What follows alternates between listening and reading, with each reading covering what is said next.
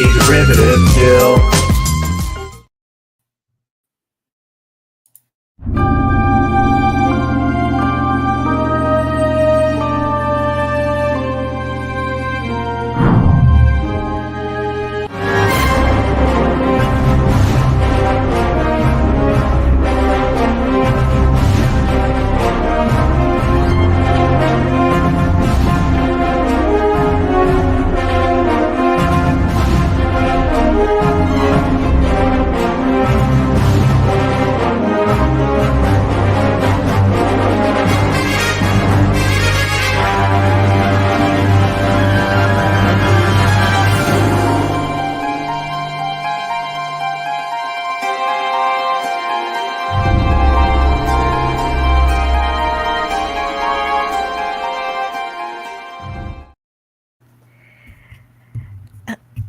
Hello, I'm Anti-Derivative Jill, and this is Indefinite Lunch in Infinite Combinations, number 70. Today, we're reviewing the next original series episode in production order, and it's The Gamesters of Triskelion. Today, pop culture curator, he's in the hospital for his first chemo treatment, so I want everyone out there to send all your positive thoughts and prayers that it goes as well as it possibly can. Of course, Well, we will. Jill, Yes. I have a question. Yes. Is the pop culture curator like GoFundMe? Like, I don't know which platform it was on, but is it still up? The Give Send Go? I haven't even thought about that in a while. Let me see. Because I heard the most disturbing thing is that Pop doesn't have a proper mattress. Oh yeah, that's true. Okay, yeah. His Give Send Go is still open. So if you want to, dude doesn't have a mattress. If you want to, definitely. Yeah, he's not. He would hate the fact that I'm asking. He would hate that I'm asking. There's no problem in asking. That's not a bad thing. Quality of life is very important. A very important thing. Totally. And that he gets the best rest he can, the best nutrition he can, and that he stays hydrated is some of the most important things he can do. You know, you had me at chemo. I know. And I wouldn't say it if he hadn't said it publicly. He did. Live on air and also already. Subscribe to Pop Culture Curator every Monday. He is still doing the Lost in Space, and every Wednesday, as the weather permits, I suppose is a pleasant way of saying it. He's doing the Gilligan's Island. Hopefully, there's going to be a Metropolis tomorrow, but you should totally go over. Not tomorrow. Oh, when? See, tonight he's supposed to review. He's supposed to review Metropolis tonight at 8 p.m. Central or 6 p.m. Pacific time, provided he feels well enough, because he says that streaming with everyone, it makes him feel better. It gives him, it lifts his spirits to be able to stream with us. So hopefully, and it's a silent film. If you haven't seen it, and I need to see it myself. After this stream, I plan on trying to find the time in my extremely busy Tuesday to try to watch it. Well, the complete restoration is a bit of a long movie. It is. Mm-hmm. So anyway, yes, big ups to Pop. Yes, and hello to you too, Scotty R37. Thank you for being here. Well, no, thank you for having me. You know, retirement has been treating me well. Yeah, I'm so glad that you're having a good time off. I mowed a golf course today. Like, seriously a golf course, or just so much mowing that it felt like a golf course? The second one.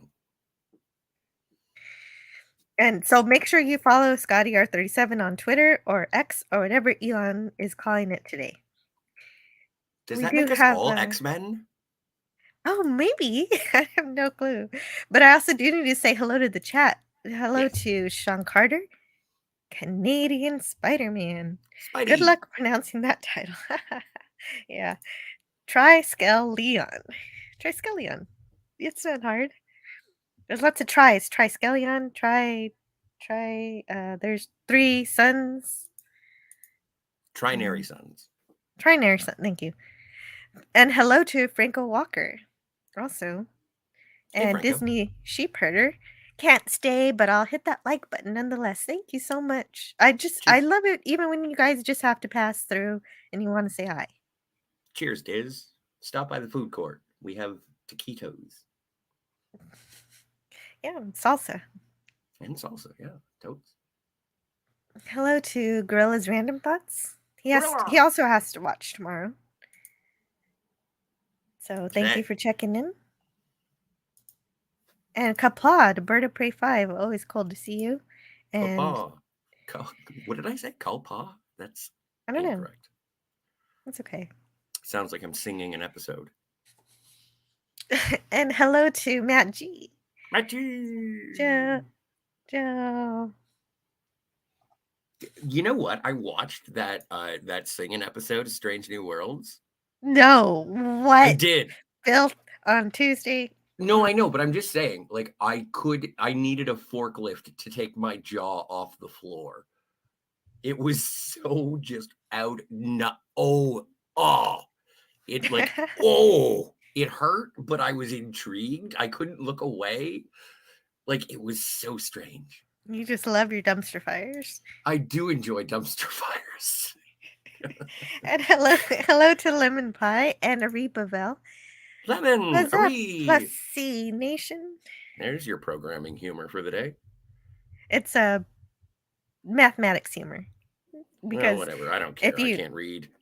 Okay. Yeah. If you solve a antiderivative, you need to remember your constants. Let's see. And hello to Bubba Doom 1. Very cool. Hey, Bubba Doom. I think this is the first time. Hey, Wes Kegel. I don't know exactly what's happening, but I hope you're feeling better. Did you make peace with East Kegel?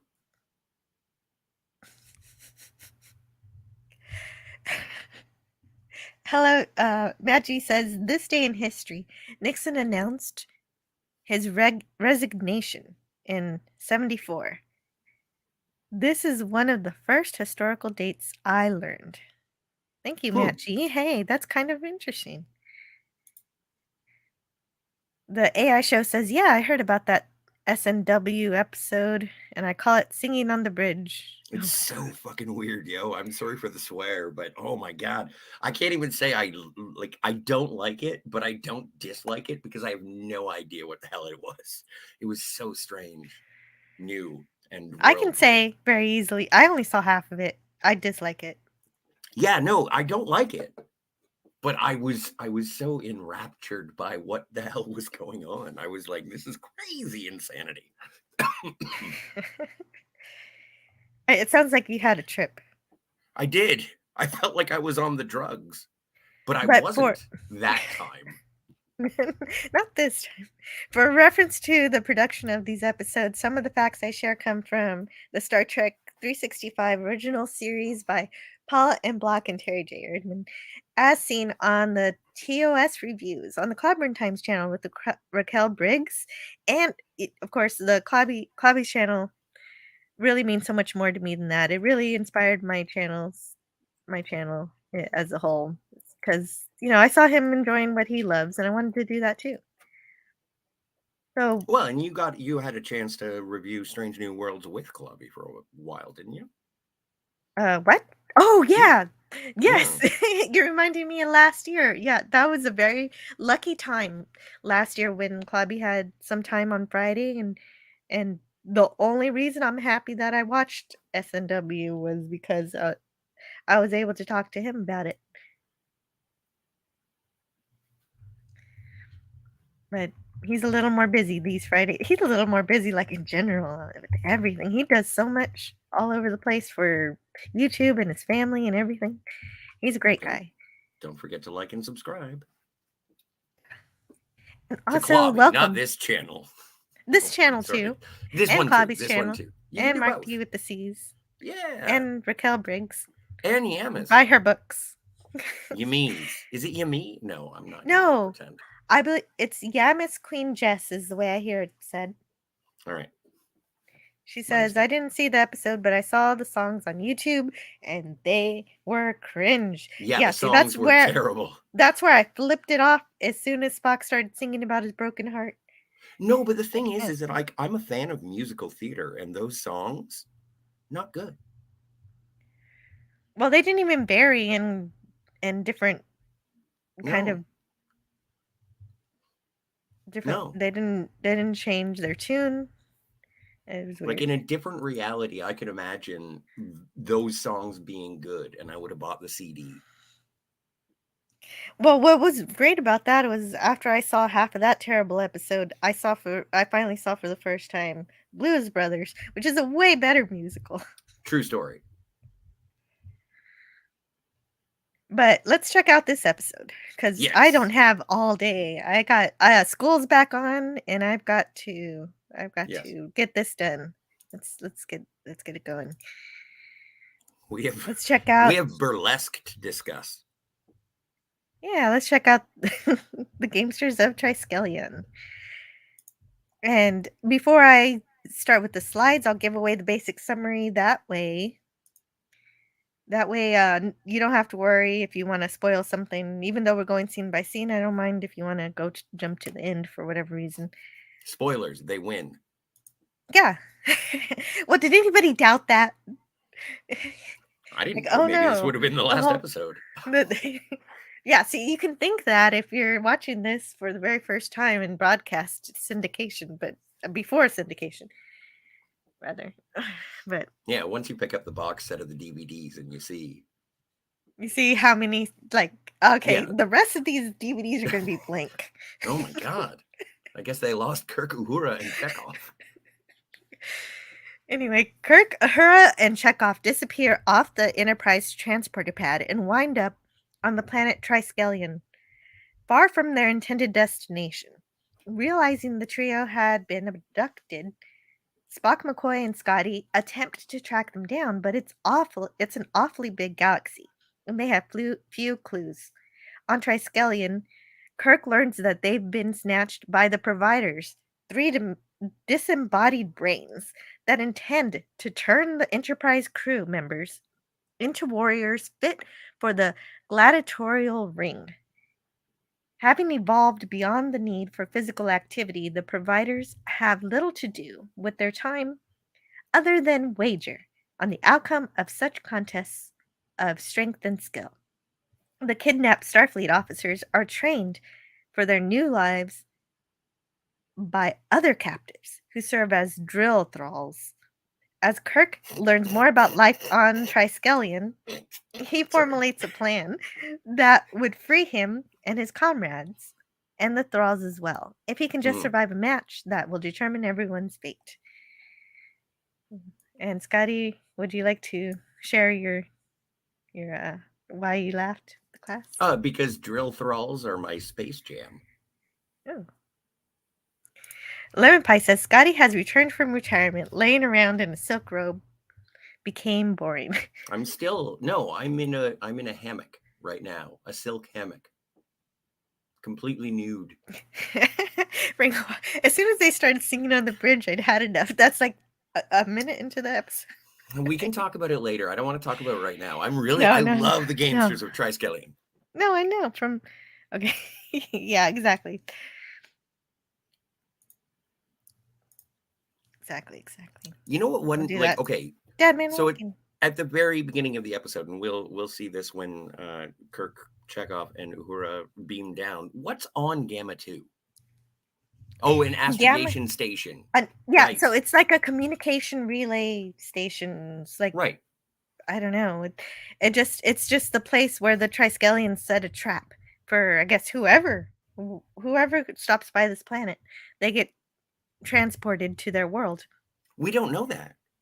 That's my guess. The implications in the episode lead me to believe I don't think it's implications. I think it's kind of like Caretaker. I think it's like a Voyager thing where they just decided that they were going to take Kirk, Uhura, and Chekhov now. Mm-hmm. This was the moment that they were going to steal them. Because if there's an astrogation station on this planet, like, is it unmanned? That's a good question. Must be.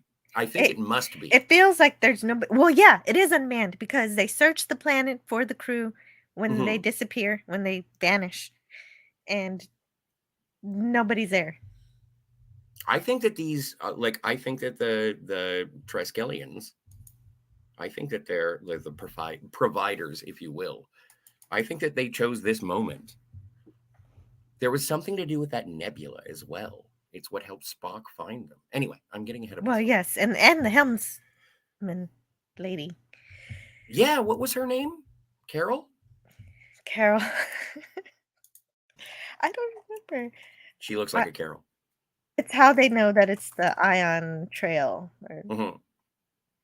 But we aren't there yet. We're just about to beam down to the astrogation station on Gamma 2.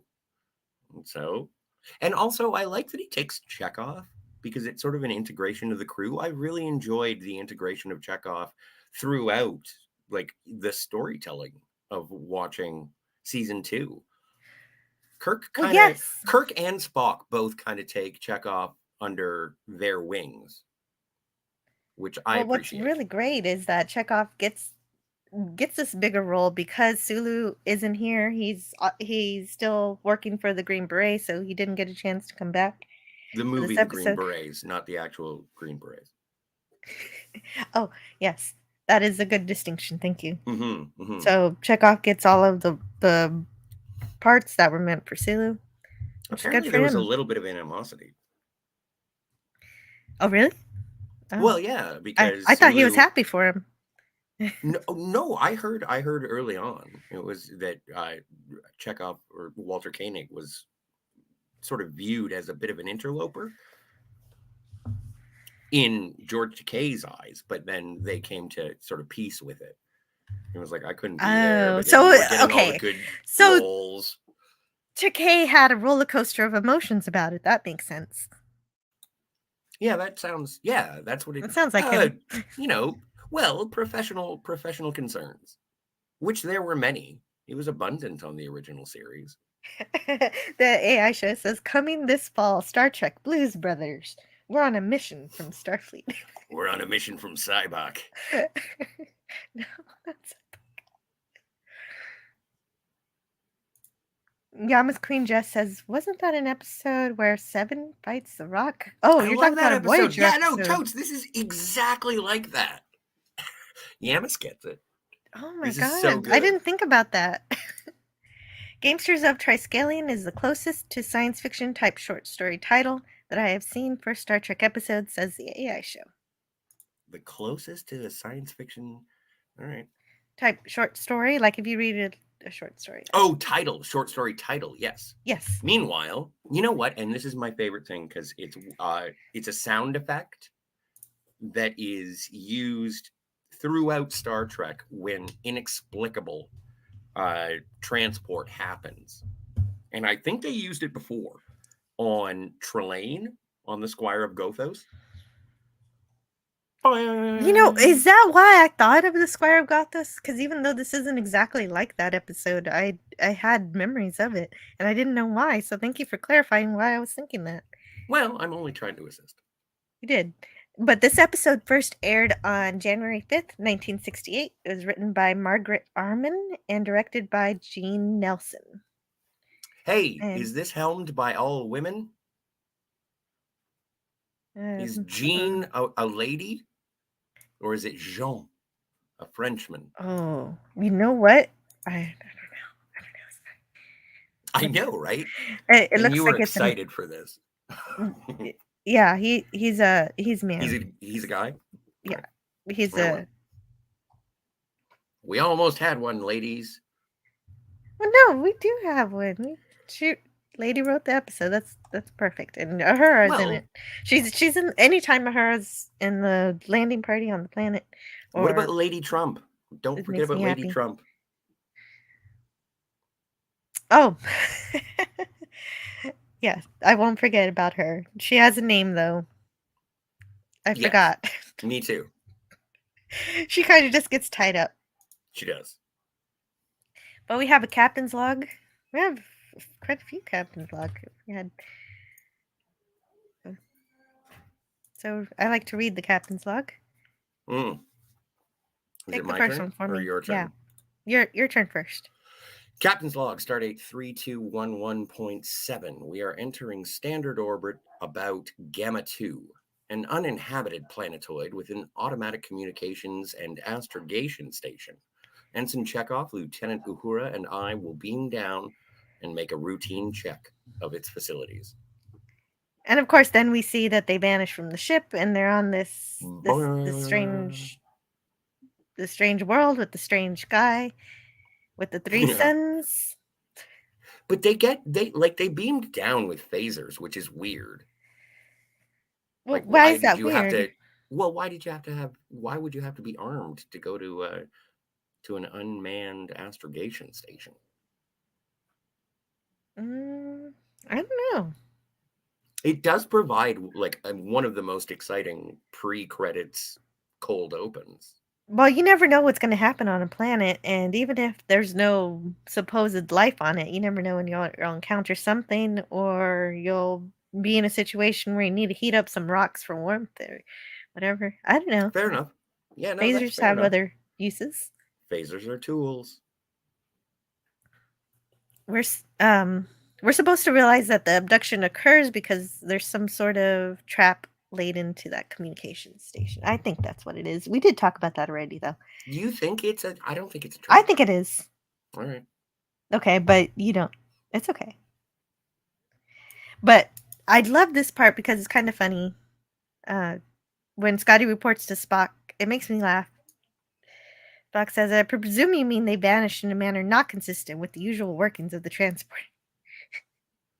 And yeah.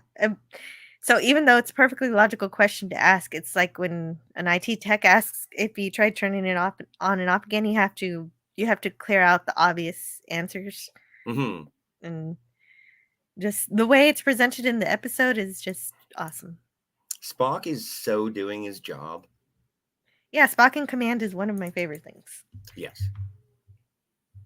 And so they can't use their communicators. And of course, they can't use their phasers. Like, if it weren't for Spock in this situation, hey, there's Eddie Paskey, our boy Leslie. Anyway, no, but if Spock wasn't in command, Scotty would right now being like, oh my God, oh my God, oh my God, oh my God. And Spock is like, so wait 2 seconds.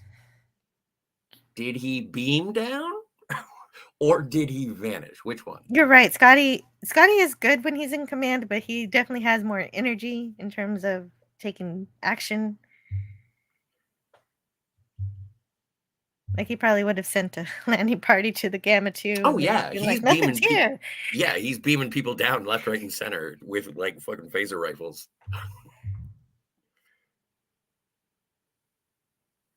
Hey, Cinema Gulp is here. Hey, Cinema. Ben. Oh, hello, Ben. Oh, I'm onto the episode, so I haven't seen the chat for a little bit. No, I just wanted to say hello, just color commentary. Anyway, look at this guy. Oh, my stars. He needs an orthodontist. Oh, yes, and hello to Pop Culture Curator. I'm so glad you're here. I hope today goes as well as possible for you. And yeah, hello, Ben. The gangster and the prankster. Nice. All right. So once they realize their phaser doesn't work, they realize they have to do this hand to hand. So, yes. I still think that Lars should be a Klingon. But, yeah, Uhura's going 2 against 1. Chekhov's taking on yeah, that's not fair.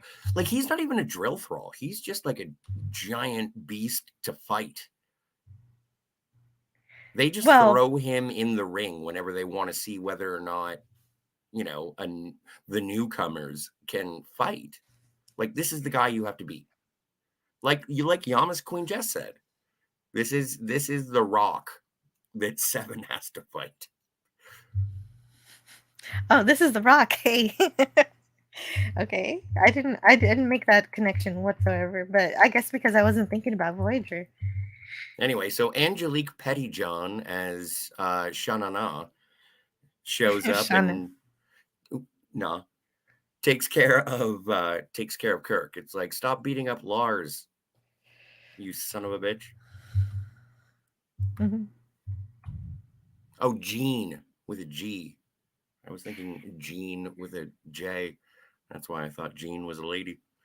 And so the first captain's log, I understand how he logged it, but the second one, is he just using his tricorder, or does he have a tricorder? What's No, going he on? has no tricorder. He doesn't have a tricorder, so how is he doing this captain's log? I think it's a conceit of this series is that whenever you like, they just came back from a commercial break, and what we have is a bunch of like Starfleet, like we have our heroes on but an technically alien we planet have to with. know how this is happening. Well, exactly. What you want to know? Why? Well, maybe the captain's log was in retrospect. Maybe it was an after the fact. Does he say it? You read it. Oh, you read know it what? and They all do assess. that in TNG, but they qualify it as such. But Captain's Log, Stardate 3211.8. While beaming down from Enterprise to inspect facilities on Gamma 2, the normal transporter sequence has been interrupted, and we find ourselves on a strange and hostile planet, surrounded by creatures belonging to races scattered all through the galaxy. So that's the Captain's Log that I don't know how is recorded. I think that, if I may, I think that Kirk dictated his captain's log to Uhura, and Uhura was the one who wrote it down. Oh, yeah, that's possible. Definitely. Because she is the communications officer. She would be responsible. But when did they have time for that? Oh, I guess later. Before the sexual assault. Yeah, before they're separated in the cages. Okay. That makes sense. Attempted. Fortunately attempted. Hopefully attempted. Fortunately attempted? No, fortunately that it wasn't successful. Thwarted. Yes. Yeah, fortunately it was thwarted. Not that I'm glad it happened. No. I'm still saying. It's the part that disturbs me the most about this episode. So this guy who plays, what's his name? Gort? I don't even know. Well, he's a mysterious figure. He's the lead pet of the providers. I mean, the master thrall. I want to say it's played by Sid Haig, but it's not Sid Haig. Well, I don't know who played him. I can check. Oh no, I got it. Well, I don't know. Let's see what the book says. The book has something here. Does Galt, the master of the drill thralls, look familiar? Galt. Yes. Galt. I thought I said Galt. You did. No, I was just reaffirming. You should. From a simple visual standpoint, of course, he represents a link in the villainous chain that includes such memorable bad guys as Fu Manchu and Ming the Merciless. But beyond that sinister goatee and shiny pat, there may be a different reason that viewers sense a familiarity. The role of Galt was filled by character actor Joseph Ruskin, who had appeared in more than 100 roles on television prior to appearing on Star Trek, and who would appear in another 100 plus afterward.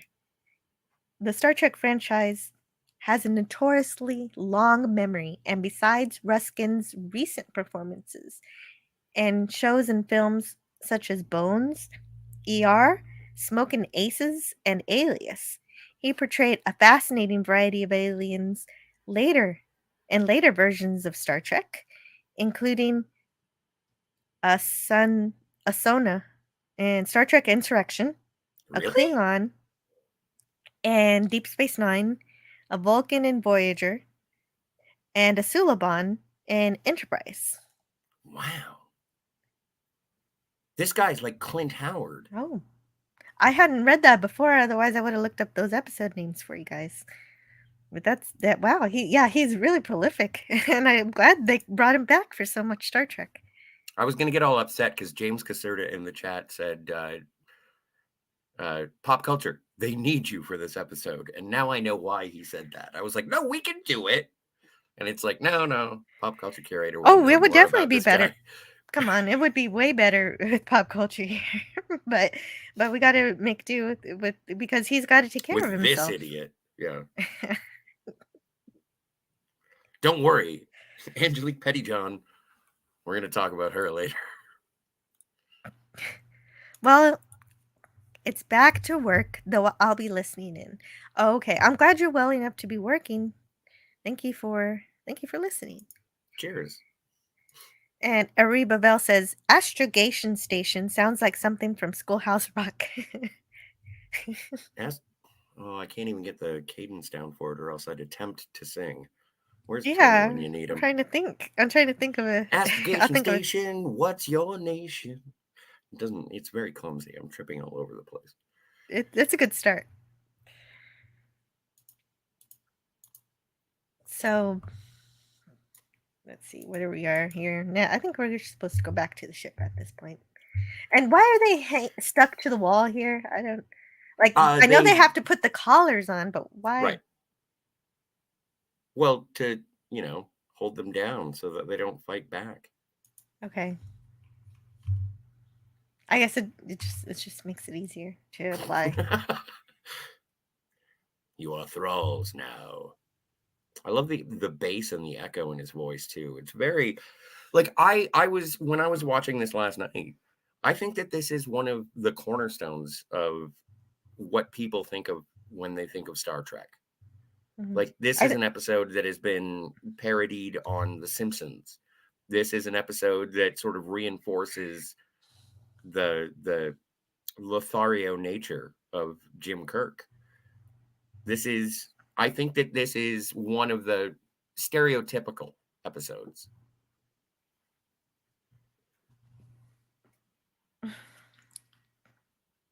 Oh, stereotypical. I think it's stereotypical. Yeah. I don't think. What do you mean stereotypical? I think that when people think of Star Trek, they think of this episode. It's got the you're probably music. Right. It's got the ridiculous women, like green aliens, like Captain Kirk has sex with green aliens and all that jazz. It's got like most everybody's in it except for Sulu. But he has a logical reason for what he's doing, I believe. Yes. Agreed. But I guess if you're just watching it for fun, that's what it seems like. He very much plays up to his reputation. Mm-hmm. The AI show says the episode demonstrates what I call the professional playmate dichotomy of women in Star Trek, the original series. Notice Starfleet women are in conservative uniforms. The women on planets have skimpy attire. Okay.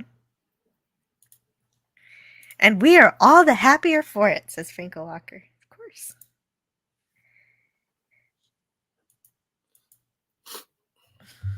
And so they can't find any life on the planet. And I love this part because when I saw it, I thought McCoy says, does that mean their atoms are just floating around out there? No, the sensors would show it. And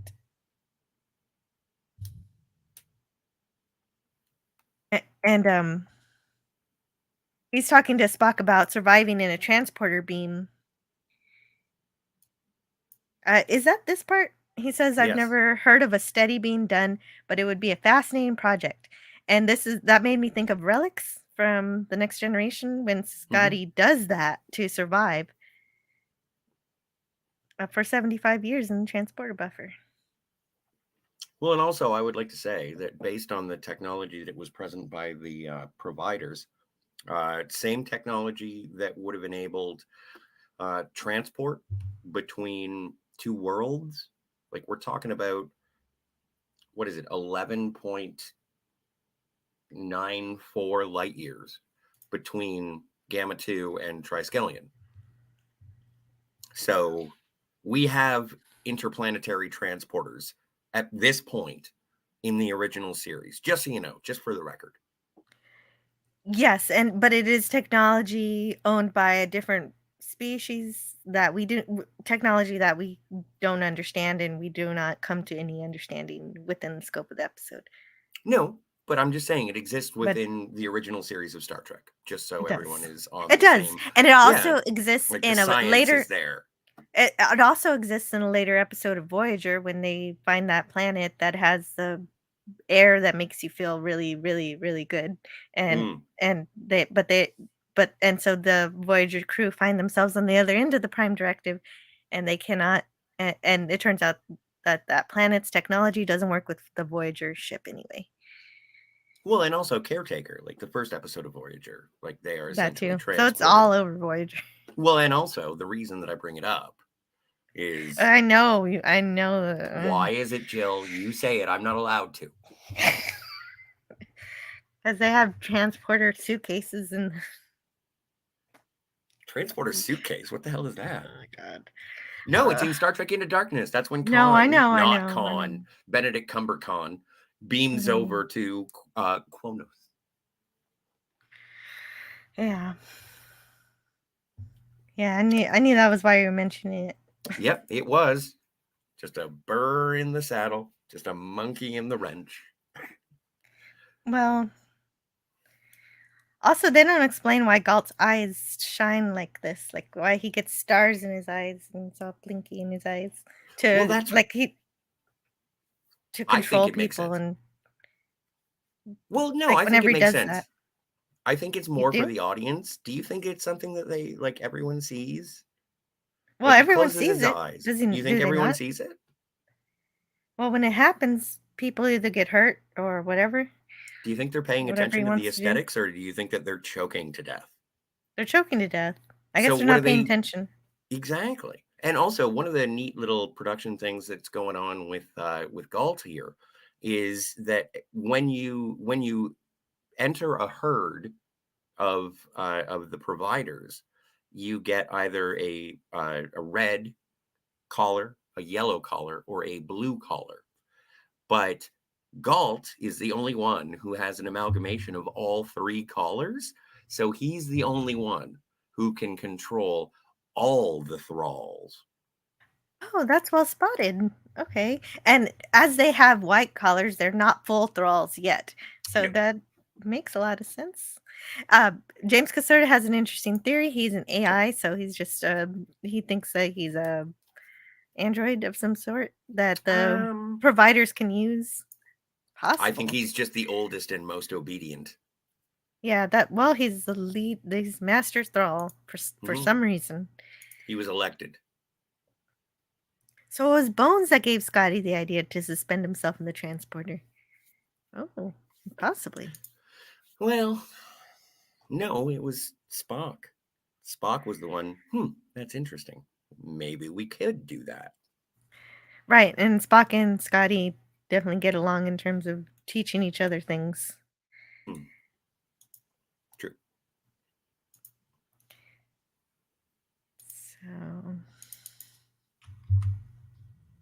So they're just going to go into their cages willingly. Yes.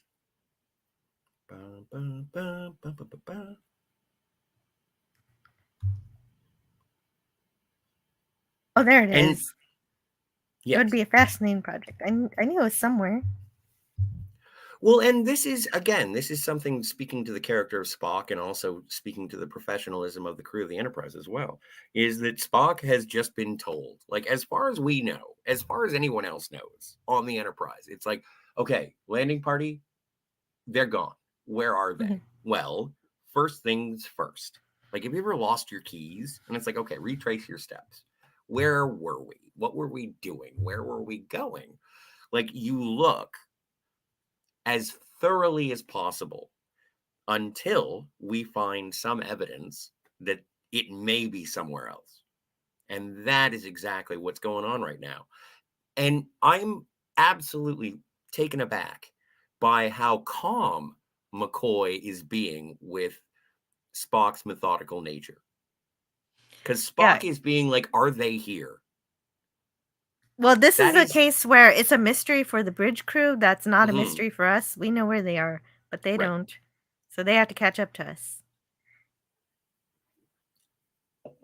But I do appreciate that I appreciate that Spock is taking his time in terms of, all right, well, let's ensure that they are not here first. Right. Yes, he is very diligent.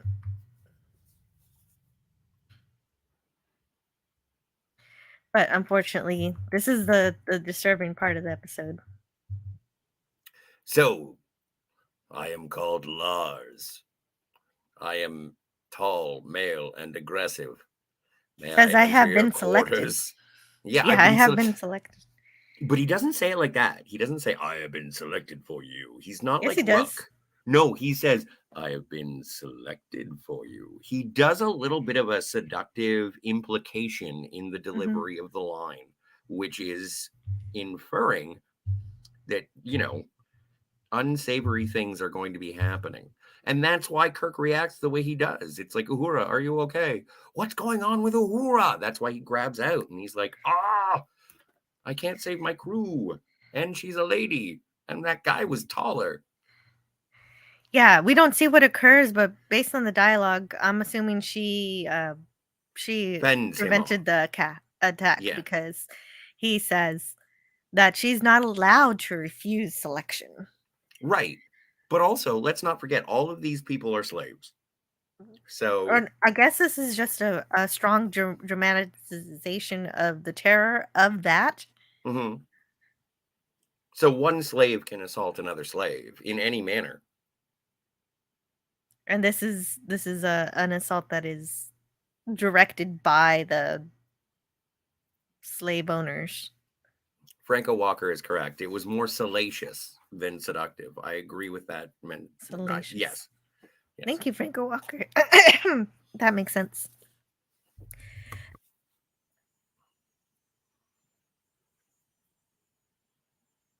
The AI show says Spock tends to be fairly methodical in his thinking, mixture of logic and scientific method / thinking.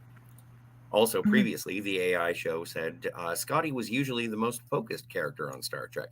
He wasn't usually distracted from the functions of the ship. Agreed.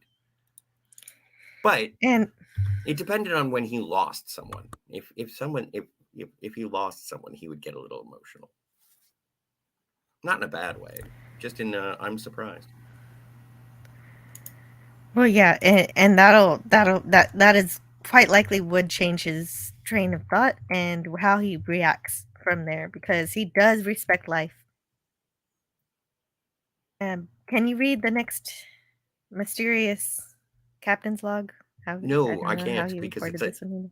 it's Spock. So Oh, it's Spock. Captain's log. Oh wait, this one's not mysterious. He's on the starship, so it makes sense. yep. Captain's log, stardate 3259.2. First officers Spock in command, the captain, Lieutenant Uhura, and Ensign Chekhov have been missing for nearly 2 hours. Computer probability projections are useless due to insufficient data. So we do get proof that Uhura fended off Lars with a jug, like a water pail. Oh, did she use that? Looks I like guess it. that makes sense. Yeah. Yeah, it makes sense that she would have won with weapons. Strong, capable female character is what I'm saying. Definitely. And speaking of strong, capable female characters, Ensign Jana Carol. Haynes. Oh, never mind. Jana Haynes at the science station. She's at the science station on the bridge. Reports a fluctuating energy reading on a hydrogen cloud. And that's how Spock takes over the station to find out that it is an ionization trail. And so they change course to follow that. And this is. I brought this up when we were watching the episode, but I think that would have been a moment in broadcast where they would have edited the technobabble out for what do you call it, syndication. Yeah, but that would be such a shame because it's such a cool moment.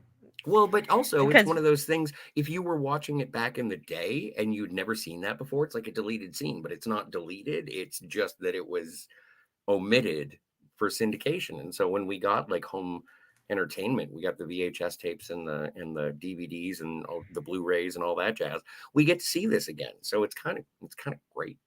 Yeah, that is kind of cool. You'd like watching a new episode. Mm-hmm. Or at least I don't remember this new being details. Here. Yeah, that makes sense. Man. Anyway, you did the captain's log for Spock. Can you describe the Spock scene? I have to go to the Jaloja. Okay.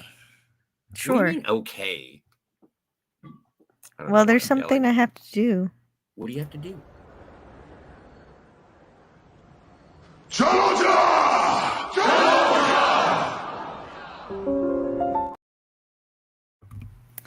So, yeah, Spock's gonna follow this ionization trail, and okay, so this is one of the jokes of the episode. Dr. McCoy accuses Spock of taking them on a wild goose chase.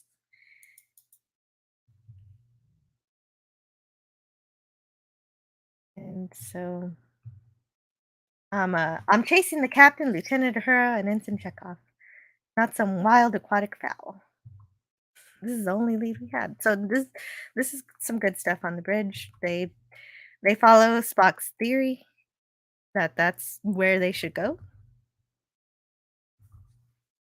And we get to see Chekhov in jail too. So there's always this weird sexual thing going on with the thralls, I guess, because that's part of the slavery theme of this is that the providers dictate who the thralls mate with, and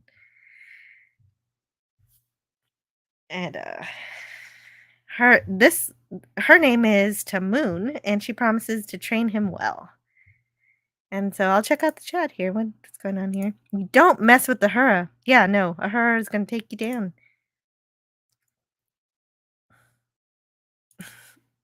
Oh, and hello to Deadman Walking. Great to see you here.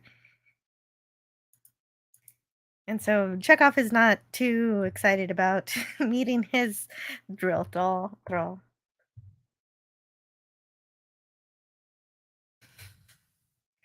So it's at least she doesn't attack him, like, but I guess because she hasn't been selected for him, but she's hoping to be selected for him, or maybe she would have attacked him too. It still wouldn't be very good. So we get to see some of this food on Triskelion. Looks like some peas and carrots. I don't know. No, for sure.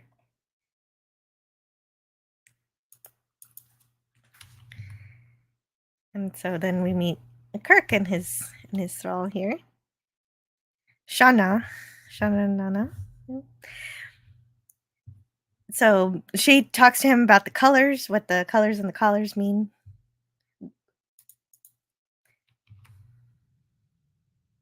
And the provider who offers most quatloos puts his colors on us, so we finally figure out what the providers use to gamble with. And in the Futurama episode where no fan has gone before, quatloos are used as points in the trivia contest when they go to that planet with the most annoying fan in the universe. But who also gives the original series actors bodies because they're stuck in those jars. If you've seen this episode, it's a really good one. Really fantastic Futurama episode. I recommend it. That's no lady, that's my uncle, says Franco Walker. Well, you know what? I had it actually is a lady. I checked. It's a lady. I forget her name though. I should check it out. Moon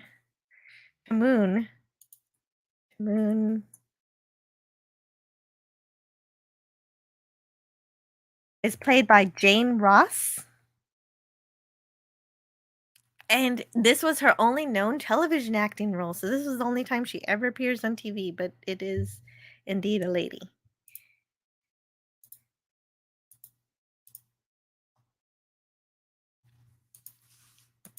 So he gets to learn about how he's going to be exploited by the providers. And in fights to the death, the gladiator trials are described. And Kirk learns that her mother was killed in a freestyle match. So, and he's apparently going to be stuck like this for the rest of his life. Oh no, whatever is going to happen to Star Trek. And Franco Walker agrees that was a brilliant Futurama episode. I'm sorry I took so long. I don't know how to work a bidet. Well, I've never had one, so Neither have I couldn't- until now. couldn't instruct. Everything I had to dry off. So it's cool. It's cool. Let's not talk about it. Hey, Dad Man is here. Did you say hi to Dad Man? I did. I said hello to Dad Man. Dope. Frank Walker says, "Okay, my bad. Sorry, Jane." Yeah, me too. No, I had that same reaction as you. I thought, wow, this is really progressive episode. I'm also sorry to Jane. Jane is a woman. Tamoon is played by a woman. No, I knew. Okay, I didn't know. I honestly didn't. Two things about Tamoon. I do find Tamoon attractive. I do enjoy a curvier woman, and I think I've never seen pictures of Jane out of makeup, out of her drill thrall Star Trek makeup. And so I'm curious to see, because obviously, like, you don't get cast on television as a lady unless you're somewhat, attractive. And so, but also, I think Tamoon looks like Donald Trump. Well, yeah, I think this is her if you want to see. Oh, you have a picture of her? I might. This might be the right person. So out of makeup. No, that's not her. That's not Raina. her? No, that's Raina okay. from Then what? Yeah.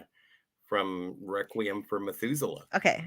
So thank you. Because I don't know. They labeled it wrong then. Anyway. I don't know. The makeup, Orange Man bad. And also, we thought the way that they pitch her voice is sort of trans. I don't know. I'm canceled already. Yeah. I don't know. I have to look her up later. Oh well. Well, speaking of canceled. No, not even. Are we canceled? Did I get canceled? No, we're not. I'm sorry. I'm not sorry. Can I talk about Angelique Pettyjohn? You just muted yourself, and I was looking for an affirmation. Yes, please do. Please do. So, Angelique I was affirming, but I was muted. She was born in Los Angeles, raised in Utah, and her first credited film appearances were in 1967 under the name Angelique. They included The Touch of Her Flesh and The Love Rebellion. Her big break came that same year in Elvis Presley's film Clam Bake. Pettyjohn was one of the top go-go dancers in the opening scene of the comedy film The Odd Couple. And she also tested for the role of Nova in Planet of the Apes. She did appear in this episode of Star Trek. And she was also in other television series, such as The Green Hornet, Batman, and The Girl from U.N.C.L.E., which was a spinoff from The Man from U.N.C.L.E. Oh, really? Surmise. And she played a male control agent, Charlie Watkins, in 2 episodes of Get Smart. But that's not, I'm not just reading IMDb's here. I'm reading Wikipedia's. Her burlesque. During the 1970s, she worked as a burlesque star in Las Vegas. In 1970, she appeared in Barry Ashton's burlesque show at the Silver Slipper Gambling Hall and Saloon. Don't forget to tip your waitresses. We're here all week. She later was featured as a showgirl in the Viva Paris Viva show at the Aladdin Hotel. She also was featured in the Maxim Hotel and Casino burlesque show. And in 1978, she teamed with Bob Mitchell and Miss Nude Universe in True Old Time Burlesque at the Joker Club. She was photographed by Robert Scott Hooper for the February 1979 Playboy pictorial, The Girls of Las Vegas. She did do adult work spinning off of her burlesque. It is available on all of your red light districts of the internet if you'd like to look up Angelique Pettyjohn. You'll find it, the full movie. It's available. Sadly, in February of 1992, Valentine's Day, she died of cervical cancer. She was 48. Oh, that's so young. Very young. I was surprised by that. I wasn't going to bring up how her age of death, but yeah, no, she was. This is again, sex pot, and very profitable. Aside from the cervical cancer. Yeah, well, I hear that she Sex also work gets made there. a living going to conventions. She was very popular at conventions, yes, but that's also because she was such and also when Star Trek can sort of Venn diagram with Elvis. Oh my God, 60s fans go nuts. Well, maybe there's a reason why there's always a Star Trek convention in Vegas. Viva.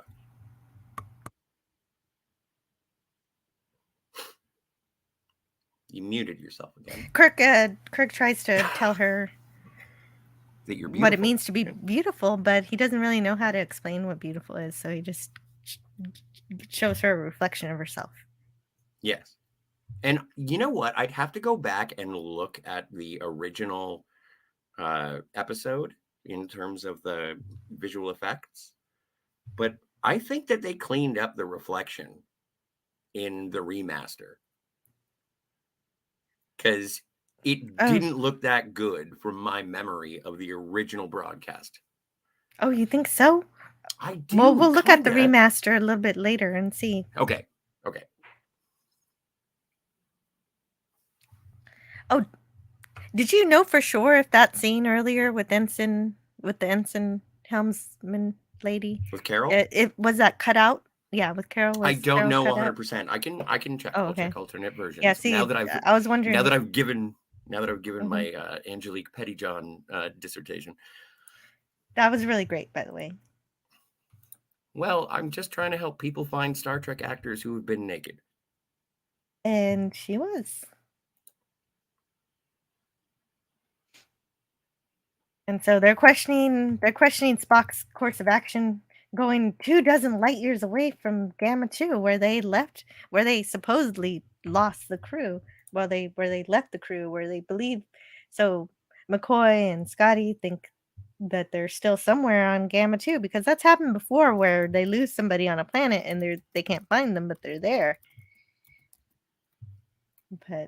But Spock gets the hint from the ensign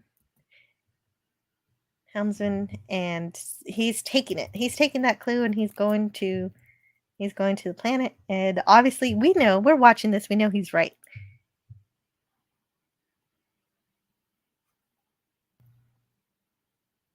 And so they go to M24 Alpha, 11.630 light years ahead. And so they're practicing, doing some training. This is the training they've been talking about for the entire first part of the episode. And this is a situation where Uhura is tasked with killing. Yeah, she's supposed to. She refuses the training exercise, if you want to give a euphemism to killing, and so they all get punished for it. But then Kirk takes responsibility so that Uhura doesn't get whipped. So it's Kirk who does instead.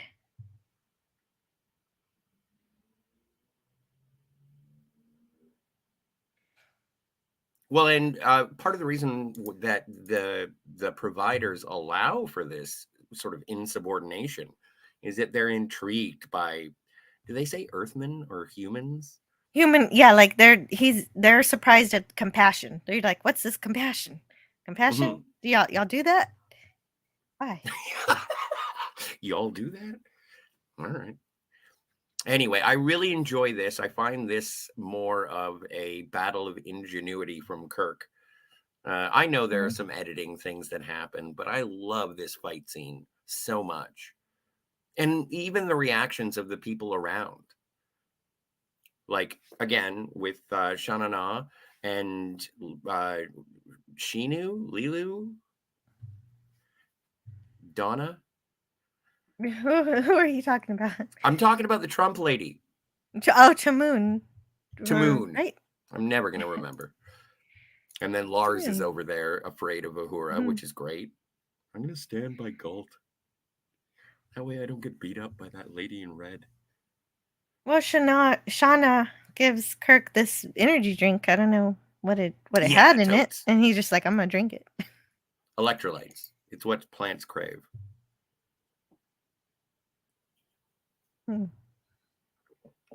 So they fight, and Kirk has his hands tied behind his back, but he does like such good, hey, Darius, he does such good like aerobics, and he wriggles his way out. There is, this part when it just like it comes undone. It doesn't make a lot of sense, but whatever. He's been whipped a bunch. Yeah. And when I saw that happen, I thought, oh, well, he's not tied up anymore, so he's going to be free. But then he's still tied up somehow. Yeah. But then he brings the bindings from under his feet, does a wrestle. Kirk is fighting in the solar plexus all over this place. And so when it comes down to it, goes up behind him, chokes him. I don't know. Did he choke him out until he fell asleep, or did he kill him? I don't know. It isn't clear. The episode doesn't overtly indicate. Do we see him again? I don't know. That's a question. That's a good question. Look out for him in the slides, because I didn't that thought didn't really cross my mind to check for that throughout the episode. Because if the Rock doesn't show up again, I'm telling you, he did. Kirk killed him. Sabretooth Rock.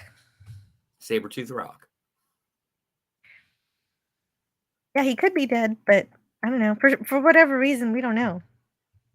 But then the providers are all about this. This is exactly what they wanted. It's the entire reason that they brought Kirk and Co. to the to Triskelion. But we also get another captain's log from the planet. So please read it. It's in the private chat. Captain's log supplemental. Captain's log supplemental. Stardate unknown. Our strange captivity continues. This planet is called Triskelion. We do not know its location. We do not know who controls it. Its dangers are abundantly clear. And then we get the providers and the introduction of the currency known as Quatlus, which is usually what I offer to, like, whenever anybody says, do you want to buy this? And I'm like, yeah, 200 Quatlus. And then they look at me like I'm an idiot. And I'm just like, shut up. You haven't seen the episode? Get out of my face. Get off my lawn. But I love Quatlus. In fact, if you could give me... Can anyone... I don't have a Patreon. I don't have a PayPal or anything like that. But I would love if anybody could just give me some Quatlus. I just want some Quatlus. Yeah, guys. Give Scotty R37 some Quatlus. He needs them. I need the Quatlus. So we also get to hear the providers. Provider 1, he says, hold. And then provider 2, they start bidding. Who does the voice? Provider 1 bids for 2,000 Quatlus. And the voices of the providers? Bartel LaRue, Walker Edmiston, Edmiston,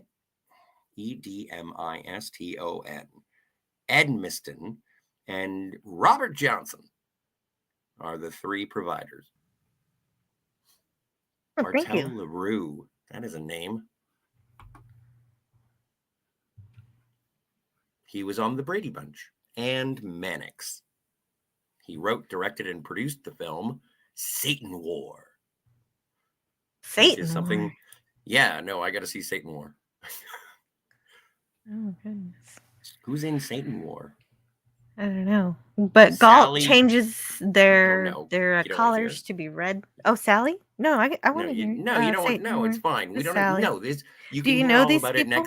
No, I don't know any of them, but you can hear all about it next week on our I new was just podcast, intrigued Journey by to the name. Satan War. Yeah, Yeah, no, the me name too. of I the want to see it, though. It's probably free on YouTube. I haven't well, checked. mhm. Hey, thank you, Franco. I appreciate it. I think that is exactly how you would put it on a stock exchange. Wait, what? Q100 is 100 quatloos. Thank you. Hey, oh, yeah, thank you, Franco Walker, for the 100 quatloos for Scotty at 37. I appreciate it. I will put it in my imaginary vat of money.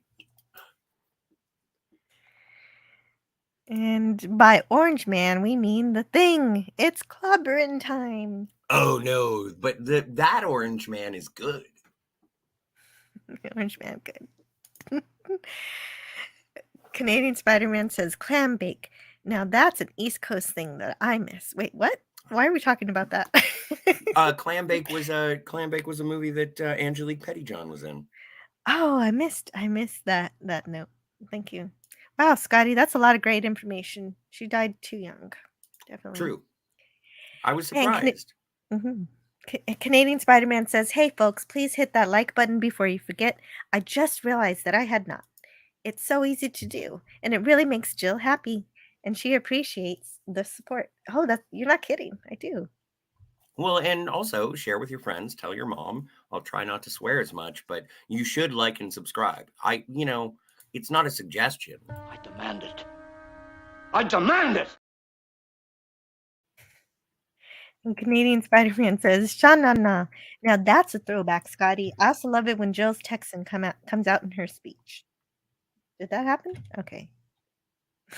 It does. Franco Walker says, "I thought Kirk turned his back so the whip would cut the rope around his wrist?" That makes sense. That makes sense. Oh. Like, it's a chaotic action scene, but I really love that action scene. Well, Franco Is Walker this was the paying part? attention. True story. Doomcorn race? What?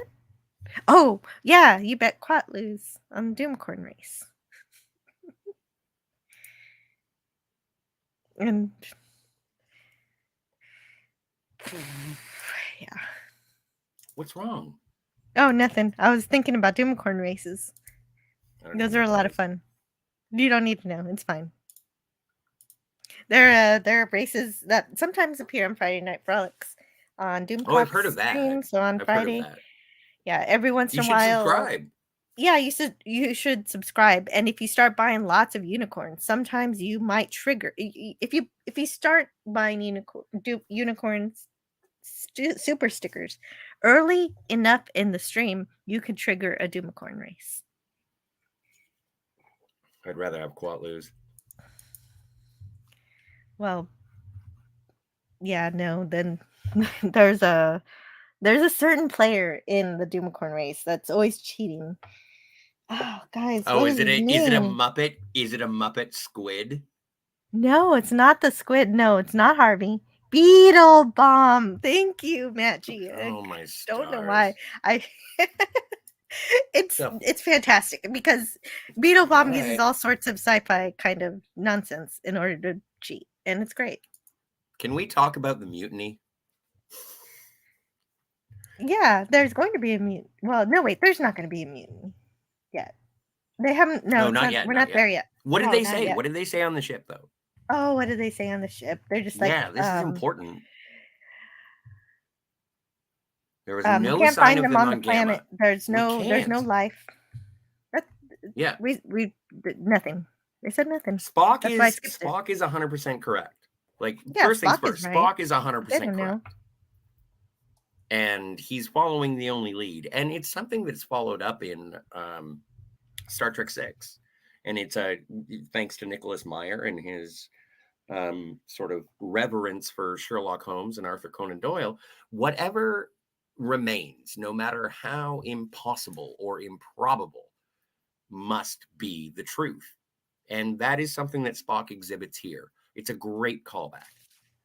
Yeah, it's a lot of logic that he's using, and it is pretty pure, and it is joy to see for sure. But back on the planet, nobody gives Kirk a new T-shirt. And I see you managed to get your shirt off again. Galaxy Quest. Yes. Don't forget the poll, folks. Oh, I'm glad I put the poll up. Sometimes I forget that. It's not bad. But this is that classic scene that everybody remembers. What? You remembered this? Yeah, this is mostly what I remembered before. Like, what do I remember about this episode? A lady with green hair. And a crazy metal bikini. Mm. Well, Kirk starts asking questions about the providers, how they live, what they're doing, what they look like. And even these ruins, these were buildings. Were these the cities that the providers lived in? And she doesn't really even know much about life outside of being a slave. She doesn't even know about planets. She doesn't know She has the mental acuity of a child. All she knows is violence. Well, yeah, all she knows is what she's been taught. She is just a product of her incarceration. Yes. Her lifelong subjection, servitude. Also, hello to Edge of Time. Hail, Edge of Time. I've always wondered if Brains inspired Lex. I worship his shadow. Oh, and Franco Walker watched Galaxy Quest this morning. Nice. Well, by Grabthar's hammer, you shall be avenged.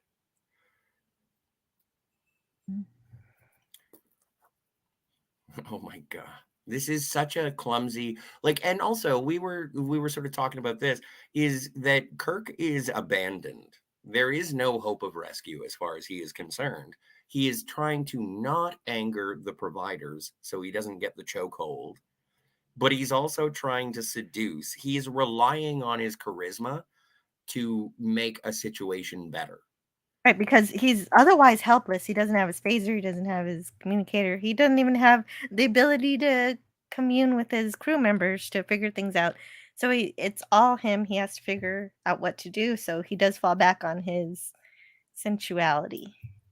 So luckily he has an idiot alien clam bake to, try and make friends with and be like, well, what do you say? Well, he's teaching her about freedom and how freedom also means the freedom to love. Okay, come whomever you choose. You and your rose-colored glasses. He's like, well, and she's like, what's freedom? And he's like, to love. Love is the greatest thing in the galaxy. Love can make it so love lifts us up where we belong. And it's like, shut up. So she starts talking. It's a bad speech. It's trying to be a good speech. Well, you know where I like it better? Well, you know what? It was used to great effect. It was in South Park. I think it was played perfectly on South Park, and it's the same scene, almost word for word, but it works so much better because this is actually a little girl who doesn't know things, and she's homeschooled, so she's sheltered from the realities of the world. In that same way, she is not exactly a slave or something, but she's pushed apart from the rest of society. And all she does is study. And so Stan teaches her about love, the most important thing on earth. So almost word for word, they say the same things, and they use the same music too. It kind of makes a lot more sense. Yeah, Shanana was homeschooled. Yeah, and they say the same thing. When it is time to increase the herd, my provider will select one for me. And Rebecca, in public school, we select our own mate. In public school, men and women get together to make each other happy. So it's great. It's a cute thing. I like it. Can we do it again? Does that mean you'll go to the dance? You bet your sweet ass I will. She completely changes her entire personality. And if there is anyone in the chat who could possibly clip Jill saying, "You bet your sweet ass I will," I'll be forever grateful, because it'll be my new ringtone. Not even ringtone, just notification. Every time I get a text, it'll be Jill's voice that says, "Bet your sweet ass I will." Too much? So I am so no. The thing is, I am so happy the scene exists because it was used so well in South Park. Na, na, na, na, na, na, na. The AI show says Kirk is using his masculine wiles with women here. And hello to Dalek 451. Dalek! Darius says that Captain Kirk says, "Let me put my freedom into you, space." Have you ever had freedom in the butt?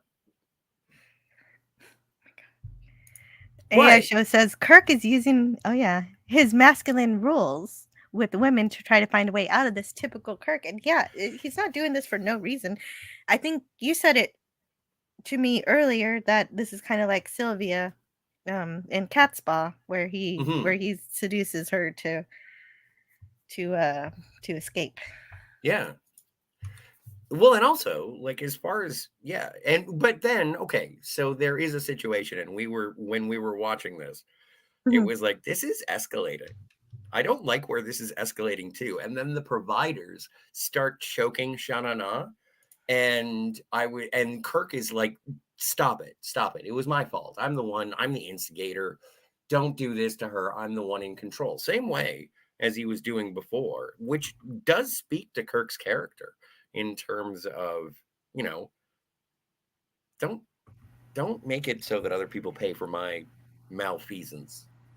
Right, exactly. I'm the one responsible. He's taking responsibility. He's taking responsibility again, like he took responsibility for her when she stood up for her principles, and he's taking responsibility for Shauna when it's him who's drilling her for all these questions. And Franco Walker says Kirk seduces everyone to escape. And also Darius says, is this true? 25% of Canadians have had freedom in a canoe. I don't know. I had a canoe once, but like, my parents did, but they sold it. Darius says, Kirk says, stop choking her. This is my fault. I'll choke her. Canadian Spider-Man says, I'm surprised it's not higher too. I wonder what the rate is for ski gondolas. Gondolas. Excuse me. I'm not in a place where we ski. You're not gondoloing? No. She did nothing wrong. It was my fault. The comic relief crusader is trying to scare us. He says, boo. No, I was saying boo earns. No, I don't have any canoes. I had one. There was one canoe when I was a kid, and we sold it. I think we went on it as a family once, and then my parents got separated. They got back together, which was good. But no, I associate canoes with marital demise. So once again, I'm a bad Canadian. Is that why Canadians are called Canucks? Canucks. Good question. Canucks? It's not. I don't know really what not. the hell how to pronounce this mother effing shit. Oh wow! Okay. You almost swore on a Tuesday. You are having fun. I am. I'm having lots of fun. I'm glad you guys are here. Yeah. Canadian Spider-Man never chop wood while listening to Scotty. True story. Thank you, Lemon. That is your warning. And the provider says, is that what you humans call compassion? So they're still baffled by this idea of caring for one another.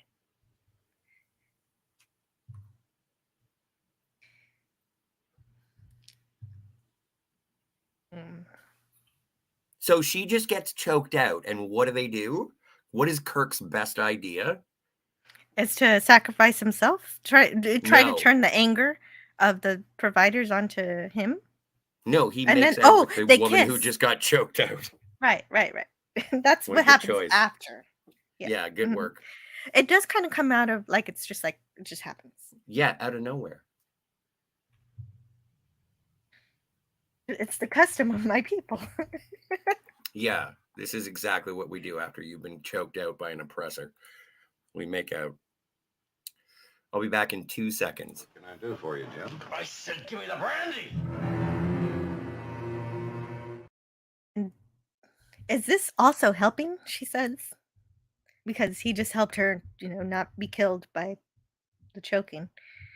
But then he kissed her, so he asks her. She asks for another kiss. She says, "Please help me once again." And so they kiss more. And Galt appears out of nowhere. I guess because, of course, he has the same transporter powers that the providers provide. The providers can transport anyone, everywhere, all over the planet.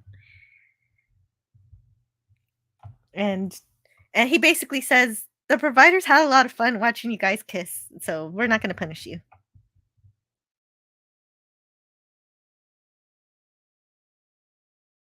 And this is, I don't know why Scotty's left, because this is the scene he's been waiting for.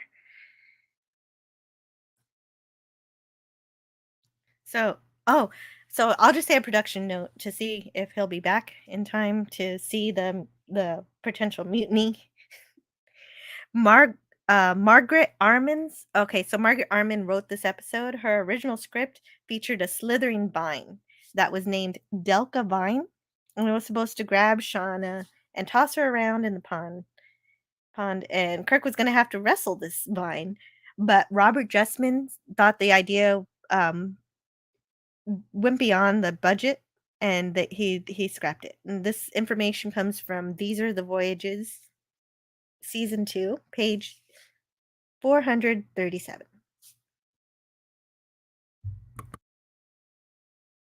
Darius Munchausen says, so she's just been choked out. That's why she's turned on. Here is autoerotic asphyxiation. Oh my god. You guys in chat.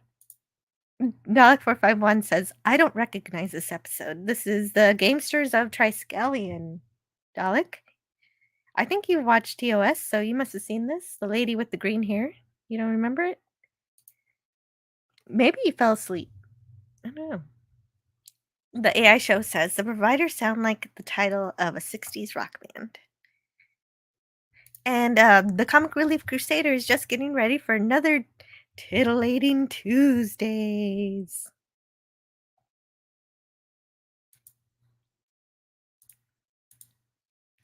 So I like this little dial compass. They don't really talk about it, but it's there. And Spock wants to go faster. He's asking Scott, but he says that he doesn't say that I can't go faster. He says, I think we've gone too far. He wants to go back to Gamma 2. McCoy wants to go back to Gamma 2. And McCoy calls it a wild hunch. But Spock explains it very methodically, very matter-of-factly. The transporter malfunction. I'm just going to read it because it's really good. No transporter malfunction was responsible for the disappearance. They were not within the Gamma system. A focused beam of extremely high-intensity light was directed into the Gamma system. From the trinary system we are now approaching, no known natural phenomenon could have caused that beam. Does that clarify the situation? And yes, it does, because to me, it certainly does, because it says that beam, it couldn't have been done. There was no natural reason for it. They couldn't find any other way. This wasn't something created by intelligent life force, initiated by them. So it makes sense. It's a very good reason. But McCoy doesn't see it, and even Scotty doesn't see it. Scotty, the technically minded of the bridge crew currently involved, doesn't see it. And Dalek says, no, nope, Jill, I've not seen this one. Oh. And Lemon Pie says, do not operate heavy machinery until you know how listening to Scotty will affect you. Contact your medical provider Should listening to Scotty cause uncontrollable giggling?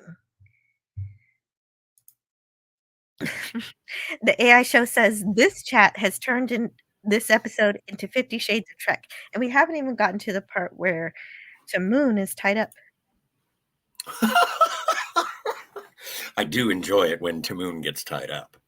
Doc451 says, I watched a good chunk of the series, but not all of it. Well, this is classic, I suppose. It is. It's kind of like a standard fun action adventure episode of Star Trek. Well, when we were talking about it earlier, I was saying that this is kind of like the opposite of Star Trek First Contact. All of the interesting stuff happens on the ship, and all of the stuff on the planet is just fluff. I think, some of the planet stuff is cool. I like the brains. Really? Like learning that freedom is to be able to love? No, the brains. I like the brains in the dome. We haven't even met the providers. We don't even know what the providers are yet, Jill. Spoilers. I said at the beginning of the show that I could spoil, and anybody can spoil. You could spoil. I don't care. I'm sorry for yelling. The providers are brains. Yeah, no, the disembodied brain thing, that was in the intro. Because basically there's a lot of people who only listen to 20 minutes of the show for some reason, so it makes sense to just give the synopsis at the beginning. Yeah. You know what? Bravo. 200 quatlus. Yeah, the more you stay, the more quatlus you get. The mutiny. So McCoy speaks for me too. So good. they agree. Yeah, I did it. I did describe. Back. Well, I already did. It? Oh, okay. I did. Right. I did. I did. I read Spock's analysis. Absolutely logical assessment of the situation. Yeah, that it couldn't have possibly been a natural phenomenon. That it had to have been some type of alien force. So caused by Manu or whatever her name is, Lemieux. And McCoy says it's just a hunch. And Scotty even agrees. She can spoil. You can spoil. Wouldn't you like to be a spoiler too? Wouldn't you like to be a pepper too? I bet there are some episodes that I've not seen as of yet. Oh, wow. Of the original series? Get off my lawn. I don't believe it, but maybe it's possible. Anything's possible. I don't know. Canadian Spider-Man lives in the outback of British Columbia, where all they have is trees for antennas. Well, and here's where Spock gets a little bit threatening. As I'm in command of this vessel. Yes, go for it. Okay, you got to go back one. Gentlemen, I am in command of this vessel, and we shall continue on our present course, unless your intention is to declare mutiny.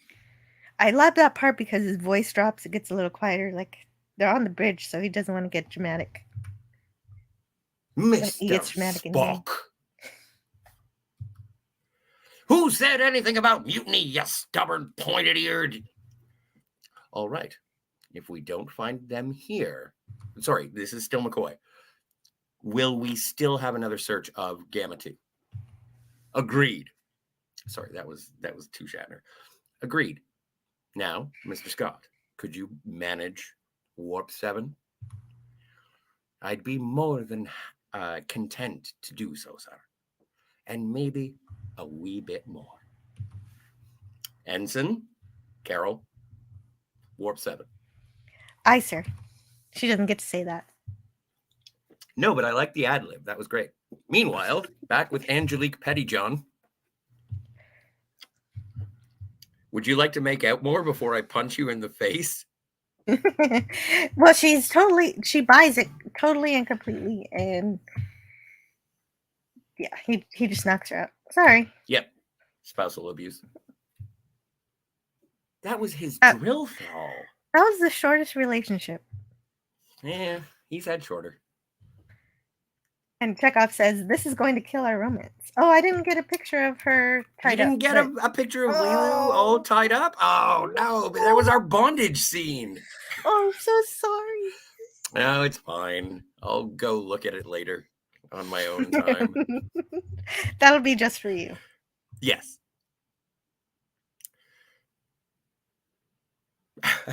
Oh, there's something in the book about this stuff. Let's see, where are we? There we are. Let's check out the book. Check out It says the tome. Captain Kirk famously talked computers and computer-like entities into going against their primary function many times over the course of his Starfleet career, but that's nothing compared to the number of times his gib tongue achieved similar results with the opposite sex. As Scotty once observed, it pays to have the right tool for the right job, and James Kirk clearly finds seduction a very useful tool, particularly when it comes to getting out of a jam. In the Gamesters of Triskelion, Kirk teaches Drill Thrall Shauna the meaning of love. Then, while she's entranced, he slugs her and steals the key to his cell.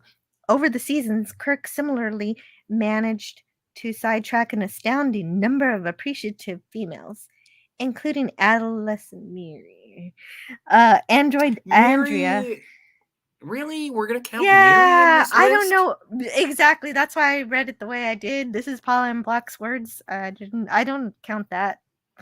I mean, I guess he does appeal to the fact that but he it's does like, that he does that more in a fatherly way, like ushering a woman into womanhood as opposed to trying to seduce her. Right. There was no seduction. There was no seduction on Jim's part. Yeah. But what is the rest of the list? Android Andrea, Caddy Sylvia, Andromedan Kalindra. Oh my god. The Mirror Universe. Well, Kalinda, he totally does Kalinda. Like I don't count Andrea from What Are Little Girls Made Of, because Jim knows she's a robot. Like I'm not worried about like Andrea can go plug herself in. Obviously, for sure. Sylvia. She dies. She doesn't die. She's a robot. Okay. She gets turned off. The Mirror Universe Captain's woman Marlena Maru. And Dila, the quick and easy Solutian Queen. Paula M. Block is I don't remember this episode. I don't think that these are grouped into the same category. I think that they are individual situations. Well, she is just smashing them all together. Generally, these moments of bliss were contrived to assist the stalwart captain in saving his ship or his crew, but fate sometimes would demand payback for all of this kissing. Without consequence, Kirk's career stood between him and some of the women he truly cared about, and the Grim Reaper made short work of that unlucky pair for whom he just might have sacrificed that career. Miramani and Edith Keeler. Yes. That was a real romance. And then Reyna. Like Reyna from Requiem for Methuselah. Spock has to do a mind meld to erase her love. Wow. Shauna was lucky. With a mind meld, yeah. He left her, but at least she was still breathing. Jesus. Yes. Like, James Kirk is not James Bond. Just because he makes out with someone doesn't mean that they're going to die. Agreed.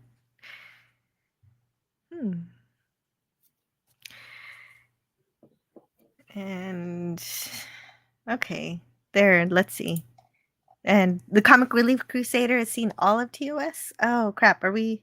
Oh wait, no. I got plenty of time. What's going on? This stream is going well. How did this happen? Really? Yeah. In this case, kiss, kiss, no bang, bang, says the AI show. Well, no, in Star Trek, it's essentially the kissing is the sex because it's so wholesome. If there's no bondage, I'm off, says Frank Walker. Well, and that's why, what's her name? Anu? Tamoon? Tamoon. I told you, I'm never going to get this right. The AI show says, I told you Kirk was the vixen of Star Trek. You know what? I can't disagree. Hmm. Do you think he's a vixen, Jill? He's a beefcake. Do you think he's a beefcake? Can we get like a better shot of him without his shirt on? Oh, maybe. Let's see. There we go. Is that better? Like, look at that. Like, that's a hunk of man. Definitely. Like, and this is part of the reason why I admire William Shatner as an actor, as being fearless throughout his career. Like, he's not, like, I don't know, in the modern vernacular, you could say he has a bit of a dad bod, but I think he's got some meat on his bones. I don't think so. You don't think he has a dad bod? Okay. No. I usually think of a dad bod as having no pectorals, but a bit of an ET belly. And William Shatner does not have an ET belly. He's very... No, he doesn't. He's toit, like a toiger. Mm-hmm. So I admire what's going on all over that. He works out. He eats well. Meanwhile, back at Galt, shut up, Scott.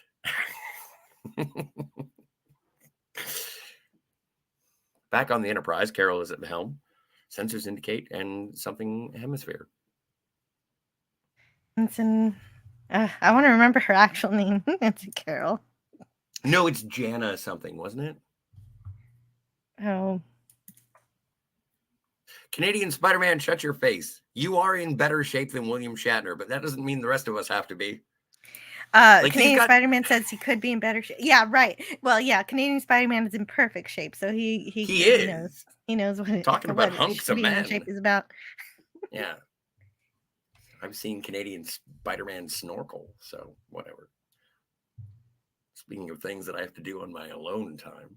No, I joke. I kid. I keep my pants on whenever I watch your videos. By the way, subscribe to Canadian Spider-Man. Please do. If you want to live vicariously through his travels around the world, that is. I do. His videos are very short, so it's very easy to consume his videos. He'll teach you how to make a coffee with only a cow. Only a cow.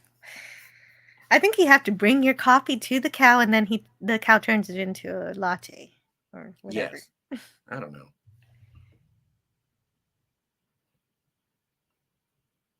Also, it's nice to see these sort of the scopes that come out of the helm.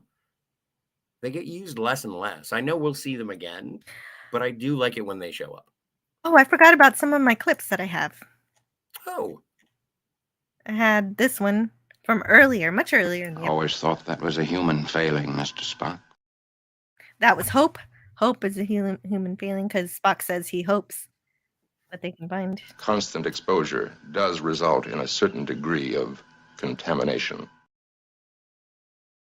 Which I think is a glorious compliment between McCoy and Spock. I think McCoy and Spock are working together so well in this episode. Hmm. And then this is the mutiny. Unless it is your intention to declare a mutiny. Mr. Spock. I love how he delivers that line. As do I. And one of the things that I really like about it is that he leaves the command chair and sort of has a sidebar. And he's like, I'm not going to get all up in your grill. Well, I'm in command, but I'm going to point out I'm in command. And guys, shut up.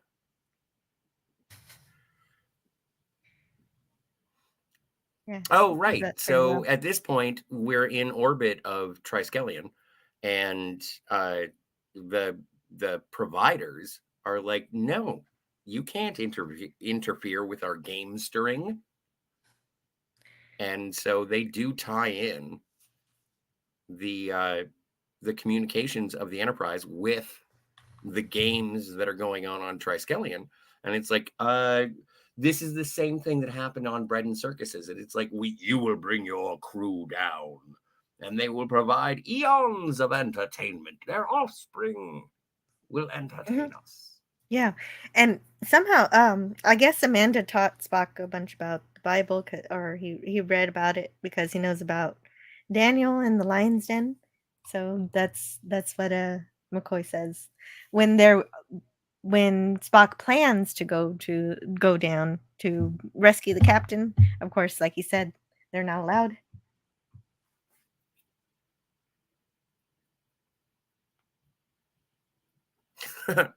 What the devil's going on? See, and then Kirk gets to do like a whole captain's log to the Enterprise and be like, yeah, he gets to catch him up. So here what's Welcome going to this on. hellhole. Yeah. Sorry about your luck, pal, but thanks for trying to rescue. We got to fight these monsters first. And then he challenges the providers, saying, you know, he challenges them to let him see them, and they buy it because they don't see him. They don't see him as a threat. As long as he has that collar on, they can kill him. So, well, not only that, but the providers are looking at the resource of the Enterprise. Like they can have so many more. Oh my God, look at that. That is better than the Zardoz costume. But no, the games, like the providers are totes. Great, we have a ship full of people and they'll fight forever. Good news. Mm-hmm. Also, Jill, I don't know. Do you know that that matte painting in the background is From my from favorite. Is that from Devil in the Dark? It is. It is. It is the enormous power plant from the mining station from the Janus 6 mining station from Devil in the Dark. Oh my God. This is why we're friends, because you know the name of the planet. Mm-hmm. But now it's been transplanted to Triskelion. They use the same engineers. You know, if it works, it works. It still looks good. Mm-hmm. But hey, an unfortunate reminder is where this dome comes from for the three colored providers, the red provider, the red, green, and yellow provider. They're under the dome from Lazarus's ship from the alternative factor. And this is information from the Star Trek Compendium. Well, I'm glad that made it into a good episode. Yeah. So now it's finally vindicated. Yes. that prop. So what of Lazarus? This of Lazarus. We took his ship and we used it for something better. Yeah. We put brains in it. Mm-hmm. And yeah, these brains say they used to have humanoid form, but they evolved past it. And now they just play games and bet quatloos. Yeah, you like seriously, guys. I only got 100 quatloos. Come on, give me some quatloos. We need more quatloos, apparently. Let's see what I want more quatloos.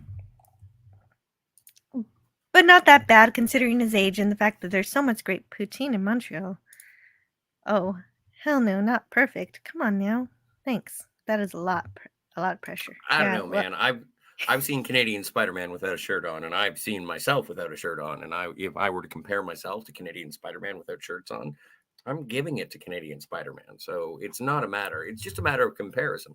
You know what? And the weird thing is that no one wants to see me with my shirt off. But he also says we're a riot together. Who? I don't know. Frankel Walker says if you're using just a cow, I don't want to know. Well, no. He was not using just a cow. I could lose weight if I quit drinking lard for breakfast, said Lemon Pie. That would help. The subtle menace in Spock's voice as he says the mutiny line. Yeah, that's great. Almost time. Great show, Jill. Thank you, Comic Relief Crusader. Have fun. Cheers on your titillating Tuesday, my friend. Mm-hmm. And Larry says, cracking station. You're a cracking station. Well spotted, Scotty. And yeah, hello, Larry. Ahoy. Ooh. Yeah, no, this is my favorite. I like this part. Do you have the speech? The speech? Probably. I probably captured all the screen of it. Okay. They say they're 1,000 meters beneath the surface. I was going to say, like, do you want to be all of the providers or do you want to be Kirk? You were telling me you liked clip thingies earlier. Here's a clip thingy. I do. Yeah, I could be the provider. No, you have to be 3 providers. Right. I can't be different providers, though. I can do all 3 providers. Okay. If you want to clip it, like if you want to do the dialogue and then you can be Kirk, this is a first. You could be Kirk. Wow. Okay. Let me find it. Where should I start? I'm just thinking it would be fun. Like, I really enjoy this episode. This is so campy and exciting. That's what I'm asking. Where should I start from this? Well, I'm assuming you start from the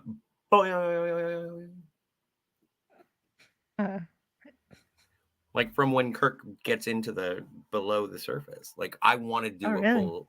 You should email it. You want to do the whole thing? No, okay, we don't have to do the whole scene. I'm sorry. I'm getting this is a lot. I know. Okay. We could do it. Well, if we can, I can be 3 providers. Okay. I have the power. Just 3? Yes, I'm lazy. If I'd slept better last night, I could be 7 providers. But based on the scene, I can only be 3. We only need 3. All right. Thank heavens. I was going to have to get a dog. Oh, my stars. That is long. 4 private chats? Okay. No, this isn't even... I haven't even started. You haven't even started yet. This is just beginning. And I'm separating them every time there's a Kirk quote. Oh, no. Hey, this is what happens when we don't go to rehearsal, ladies and gentlemen. Thank you for joining us for Show on the Fly. Your infinite conversations in multiple diversities. What is this show called again? Indefinite lunch and infinite combinations. It's the first podcast I named for this channel. Oh. And I named it something like that. That way I could talk about any kind of show on here. Because it won't always be Star Trek. I'm going to talk about other sci-fi too later. Like I talked about the Orville first. True. I don't listen to the show, so I don't know. Well, no, because you're on it. Yeah. And I don't listen to anything that I'm on. Why would anyone do that? Well, to see how well I did. Sometimes yes, everyone's here for you. By the way, like and subscribe. You're at what, 256 subscribers right now? I wish. I'm not at... Oh, not 256, 456. 456. Yeah, no, I don't wish that I was 256. Well, no. What is the matter with me? No, I misspoke. But Actually, I think... we get to 500 and all of a sudden you can get super chats. And I have been waiting for so long to give you money for no reason. Well, for no reason. Yeah. This entertainment is reason enough. And so I would give, like, I don't know, Canadian money. Or I'm just happy people want to hang out. We can give you Quatloos. Everybody give Jill some Quatloos. Oh, yeah, Quatloos. Those are free. They are free. They're not worth anything. They're not real. Yeah, exactly. They're made out of, jelly beans. Just like these brains. That food Kirk was eating earlier. Those were Quatloos. No. No, I'm just kidding. I don't know what Quatloos are. Food cubes and Quatloos. They kind of rhyme. Well, what are Quatloos? What are Quatloos? I don't know, $1.50. Are you ready? No. Okay. I'm sorry. I sprung this on. Yeah, I did. I don't even know. Well, you get to be Captain Kirk, so I don't feel bad. This is going to take a long time, guys, and I'm probably not going to be able to. I'm going to do. Well, you're a better Captain Kirk, which is the weird thing. Yeah, I know, but I can do 3 voices. Like I can do the Yeah, and that's train more people. important in for this Yeah. episode, so that makes sense. Yeah. You're gonna have to do the boing sound effect though. Really? Okay. Yeah. Dr. Almost Leaky, there. please. I think I'm almost there. Okay. Like when do we end? That's the thing. Soon. No, Two I more. mean this particular scene. I'm not saying the show. I'm just 2 more wondering. lines. A couple more lines? All right. I did Yeah. ask for this. This is my fault. You asked for I it. did This is this. all your fault. This is all You my must fault. pay for this. Exactly. Thank heavens. You must Everyone's give back so your 100 excited. quatloos. No, I won't. What? Hey, first rule of acquisition. Once you have their money, never give it back. Okay. Boing. We are 1,000 of your meters beneath the surface. Primary mental evolution. Incredible. That is not true, Captain. Once we had humanoid form, but we evolved beyond it. Through eons of devoting ourselves exclusively to intellectual pursuits, we became physically simple, mentally superior creatures you see before you. A species that enslaves other beings is hardly superior, mentally or otherwise. The thralls are necessary to the games. We have found athletic competitions our only challenge, the only thing which furnishes us with purpose. It's an unproductive purpose, unworthy of your intellect. We use only inferior beings. We have found that all life forms in the galaxy are capable of superior development. Perhaps you're not as evolved as you believe.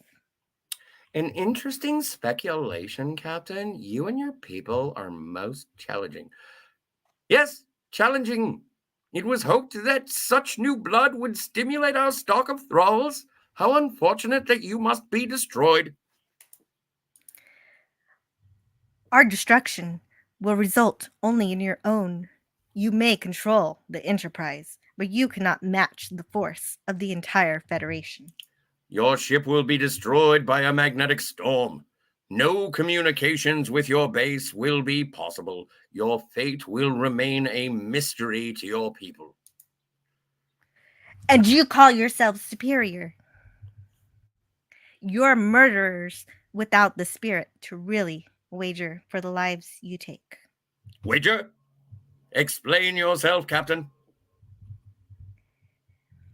My people pride themselves on being the greatest, most successful gamblers in the universe. We compete for everything: power, fame, women, everything we desire, and it is our nature to win. And for proof, I offer you our exploration of this galaxy. We are aware of your competitive abilities, Captain. Well, then, I wager that with weapons of your own choice, right here and now, my people can overcome an equal number of thralls set against us. 100 quatloos on the newcomers. 400 quatloos against the newcomers. 200 quatloos against 500 for the newcomers. Contest by multiple elimination. Wait. Hear me. We can't wager for trifles like quatloos. The stakes must be higher. Name your stakes, Captain. If we win, the Enterprise and its crew leaves here in safety. Furthermore, all the thralls on the planet must be freed. Anarchy? They would starve. You will educate and train them to establish a normal, self-governing culture. Thralls govern themselves? Ridiculous. We have done the same with cultures throughout the galaxy. Are you willing to admit that we can do something you can't? There is nothing we cannot do. And if you lose, Captain? If we lose, we will remain here, The entire crew of the Enterprise, the most stubborn, determined competitors in the universe, will become thralls, enter your games, obey your orders without rebellion. You'll be assured of generations of the most exciting wagering you've ever had. Your stakes are indeed high, Captain. Not for true gamesters. We will accept your stakes on one condition. Name it. As leader of your people, your spirit seems most indomitable. We suggest you alone pitted against 3 contestants of our choosing. 3 against 1? Those are pretty high odds. Not for true gamesters, Captain. Your terms are unfair. On the contrary, they are extremely fair since your alternative is death. Well, in that case, I'll accept your terms. Galt will prepare you. Thank you for playing. That was really fun. You're welcome. And so Lars has a big net. Klug has his whip. And the Andorian has a pole weapon, which is the same weapon that Kirk has. And so then and also, they allow... Yeah, do you want to tell the rules? The rules that they don't follow? Yeah. Thralls must stay in the blue area. You will take the yellow. Touching an opposing color deprives a contestant of 1 weapon. An opponent must be killed to be removed from the game. If only wounded, he is replaced by a fresh thrall. Like is that Lulu? clear? Yeah, like what? What's her name? The Donald Trump lady. Timon. But Timon. I like Lulu better. Lulu is better. Timon. Timon. I'm thinking... Pumbaa? Heaven's got very little to do with this. Yeah. And someone asks, They fight. They fight. They fight. They fight. They fight. Fight, fight, fight. Fight, fight, fight. 200 Quatloos show. Well, you asked me to get a clip of this scene, and so I did. Well, and I appreciate it. Captain's log. Stardate 6051. Had trouble sleeping last night. My hiatal hernia. Not it. Not that one. Crap. I told you to clip it. No, I did clip it. Why do I even come on this show? No one's prepared. Where did I save it? I don't know. It somewhere. It's on your computer. Oh, mother. This is ridiculous. Okay. How do I work under these circumstances? Oh, no. No, you're fine. I was sure I clipped it, but where did I put it is the question. No, it's cool. I did, though. I did. I understand, and I appreciate it. We watched it. I was gonna win. It's not fair. I won. You sound like Trelane. That was my beamed up. I noticed that I was starting to sound like Trelane, and no, but we can. Fair. I can still do this. You do it. Do it. Then do it.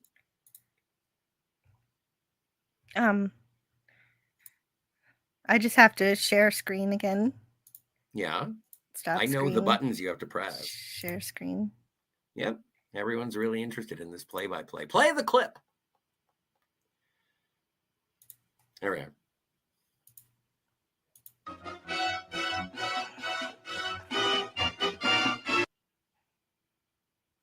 Oh, thank heavens. It's buffering. Either way, you get it. Quatloos on the newcomer. Mr. Sulu, make a left. Aye, Captain. Setting course for Rigel 7. I mean home. All right, we're good. Thank you, Dagnabbit. You're welcome. We did it. I wouldn't. All right, sure. I can clip out all the parts where I messed up later. Well, yeah, great, good. We'll clean this up in post. If I ever do such a thing. Oh my goodness, my chat went wild. Mm-hmm. I can only guess what happened. I don't know. Well, we were talking about the episode and reenacting scenes. That's what happened. Oh, Canadian Spider-Man says the cow was the final step in the Cappuccinos. Start with moonshine, ground coffee, and cinnamon in the cup. Cinnamon Oh, is that's key. cool. I didn't know there was moonshine in it. It sounds good. Just 3 providers? Yeah, just 3. Yep. Well, 3 stars, 3 providers, 3 Triskelion. people It's not just a clever kidnapped. Yeah. 3 things. Lots of 3s. All right, I'm going to leave while you catch up on the chat. Why? Because Why? reasons. Well, Reasons. Nicotine. That was going to be my guess. There's no smoking on the bridge, so it is a good idea to go. I got to go to the shuttle bay. Mm-hmm. Edge of Time says, it's not the lard lemon pie. Don't tear down my animal fats when you know full well it's the seed oil shooters after work. More brains.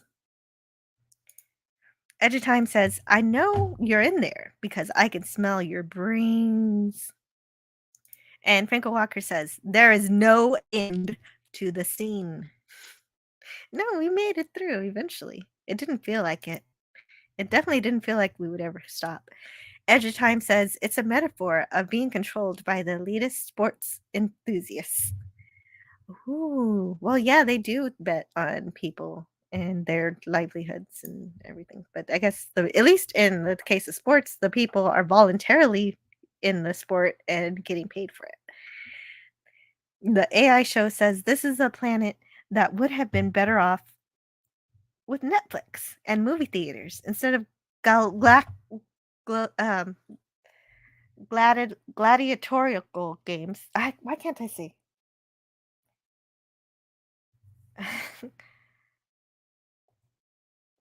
Gladiatorial games in surreal environments. And you know what? The AI show, I love this comment so much because the last episode was called Bread and Circuses, which is exactly what you're describing. In the last episode, they kept their population under their thumb, under their control through entertainment and keeping everybody comfortable, giving them healthcare, even though they were slaves. But they were also they also had to fight and everything. So that's a good example. And they had the TV, they had the sound effects. So that's a good point.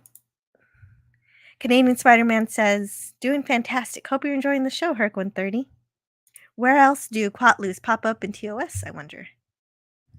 I think it's just I think it's just this episode, but I can look for you. Wow, you're wondering, and I can actually answer your question because there's a website where you can search all of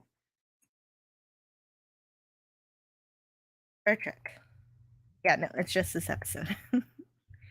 Although, interesting enough, there's an Andromeda transcript. I never seen Andromeda, but I guess it was also made by Gene Roddenberry, and it has Quatloos in it. So, wow. Interesting. I'm glad you asked that question. And they continue the fight. While we wait for Scotty to return, Herc130 says, I enjoyed the show, but it is total icing when Scotty and Jill act out the scenes. Oh, thank you. I wasn't sure how well that was going to go, but he does a great job of doing 3 different voices. I particularly liked the Californian that made it in there.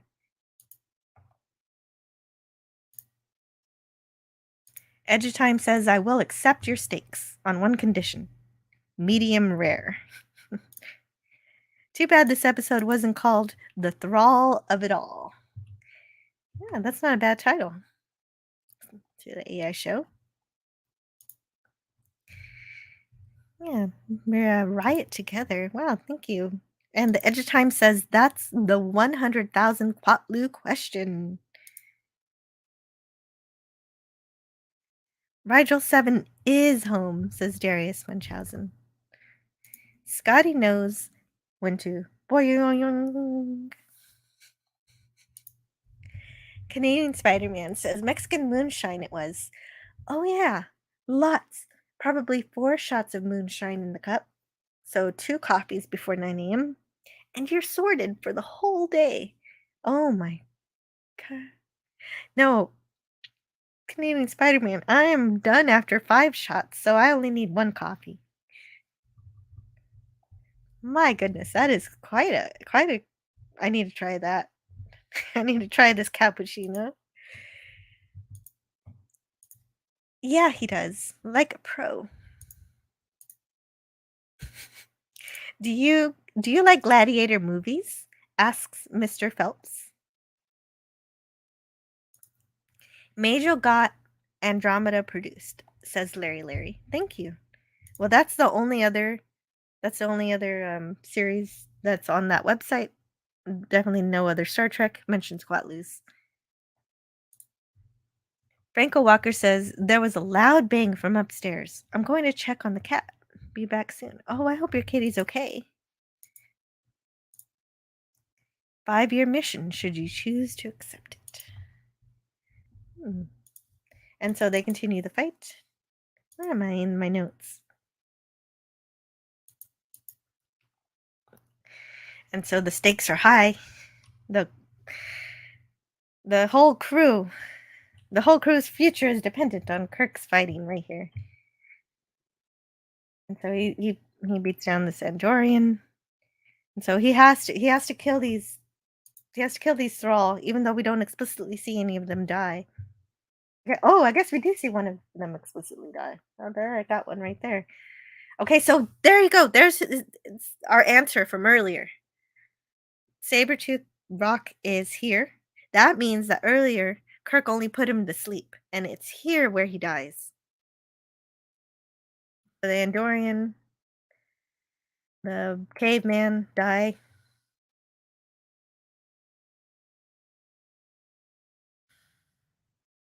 Or I think the Andorian dies. Yeah, everybody dies until we get to Shana. And she surrenders. So apparently you could surrender. So if the other guys were smarter, they would have said, we surrender and not been killed. But only she was smart enough to remember this other rule that no one else knew. And so even though these brains, these disembodied aliens, these advanced creatures who are completely evil, bad guys, kind of taking over, enslaving whoever they want to grab from the galaxy. Even though they're pretty bad for doing that, at the very least, they hold up their gambling, their stakes. They're honorable, at least in their gambling.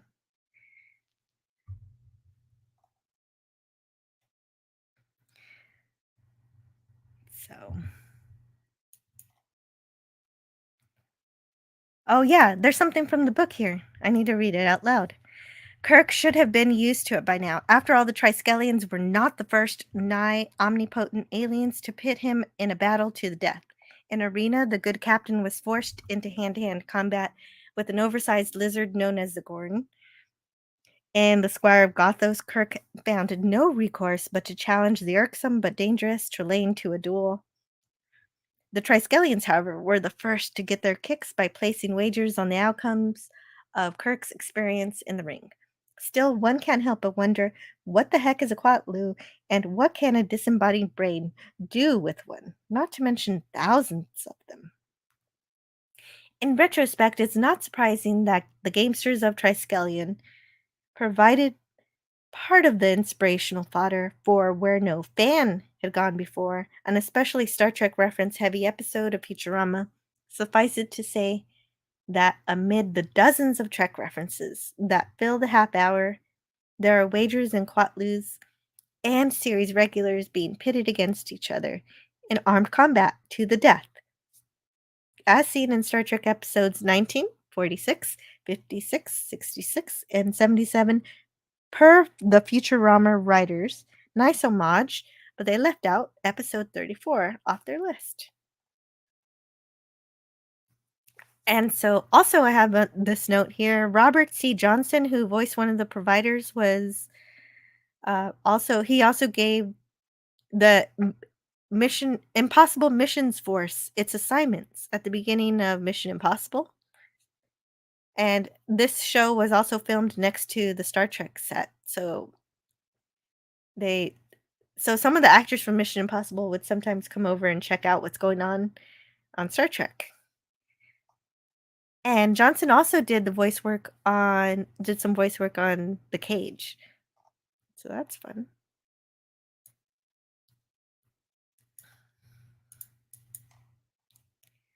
And also, something Scotty pointed out to me was that the daggers from Mirror Mirror were used by the drill thralls. And Dick Crockett, who appeared in episodes as an Andorian, was stunt coordinator for this episode, as per the Star Trek Compendium.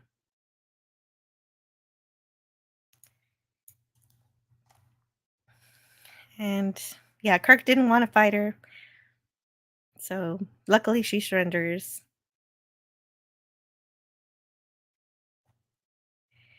And she actually wants to leave this planet. She wants to go live with Captain Kirk on the Enterprise, but he says that she has much to learn on Triskelion first before reaching for the stars. And he kisses her goodbye. And then return to the ship.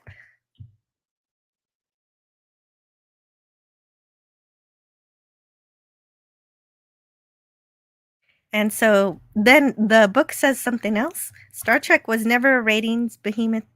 Oh yeah, we've covered all the coverage for the episode, but this is additional stuff because I think Pop Culture Curator was telling me this was the episode in which the crew finds out that they're going to be canceled.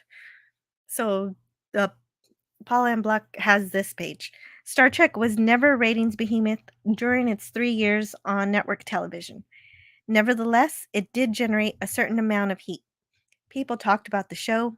Television audiences recognized the characters, even if they didn't tune into the show each week.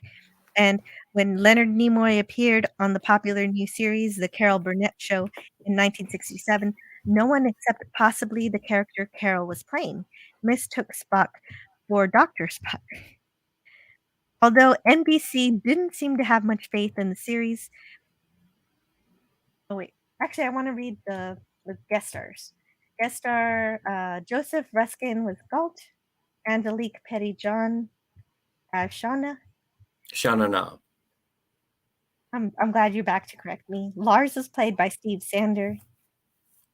Jane Ross played Tamoon. And Victoria George played Ensign Jana Haynes, who manned the helm. I can't believe. Wow. Rank, first name, last name. That's something that's rare. Yeah, I really like that. Dick Crockett played Andorian Thrall. Oh, cool. Mickey Morton played Klug. That was Sabretooth Rock. Mm-hmm. Yes. Oh, and while you're away, he was in the final scene, so he did survive the earlier encounter with Kirk. Wow, there you go. Then Kirk is someone who would subdue an enemy combatant. Mm-hmm. But I was also reading from the text, so I was going to finish reading that. It says, although NBC didn't seem to have much faith in the series, Kaiser Broadcasting did. Owner and operator of a string of UHF broadcast television stations from the late 1950s through the 70s, Kaiser appreciated the small but passionate viewing audience that Star Trek attracted. In fact, Kaiser began negotiating with Paramount for syndication rights to the series in 1967, a full year and a half before the series was canceled. When Star Trek went off the air, Kaiser got moving, setting in motion plans to run uncut episodes on its stations in time slots opposite its competitors' dinner hour newscasts. In doing so, Kaiser nabbed the majority of younger viewers in such major cities as Chicago, Philadelphia, Boston, Detroit, and Cleveland. When independent stations across the country caught wind of Kaiser's tremendously successful syndication efforts, they too lined up to carry the series. The end result was a true phenomenon. The series that became more popular in syndication than it had ever been in its first run. Although Paramount Television execs were delighted with Star Trek's success in syndication, so few of them watched the show that the press kit issued by syndication division featured an illustration of Mr. Spock wearing the wrong colored tunic. The mistake went uncaught until after distribution of the kit, instantly transforming the item into a future collector's item. Oh, yeah, that is. Oh my god, they put Spock in red. That's weird.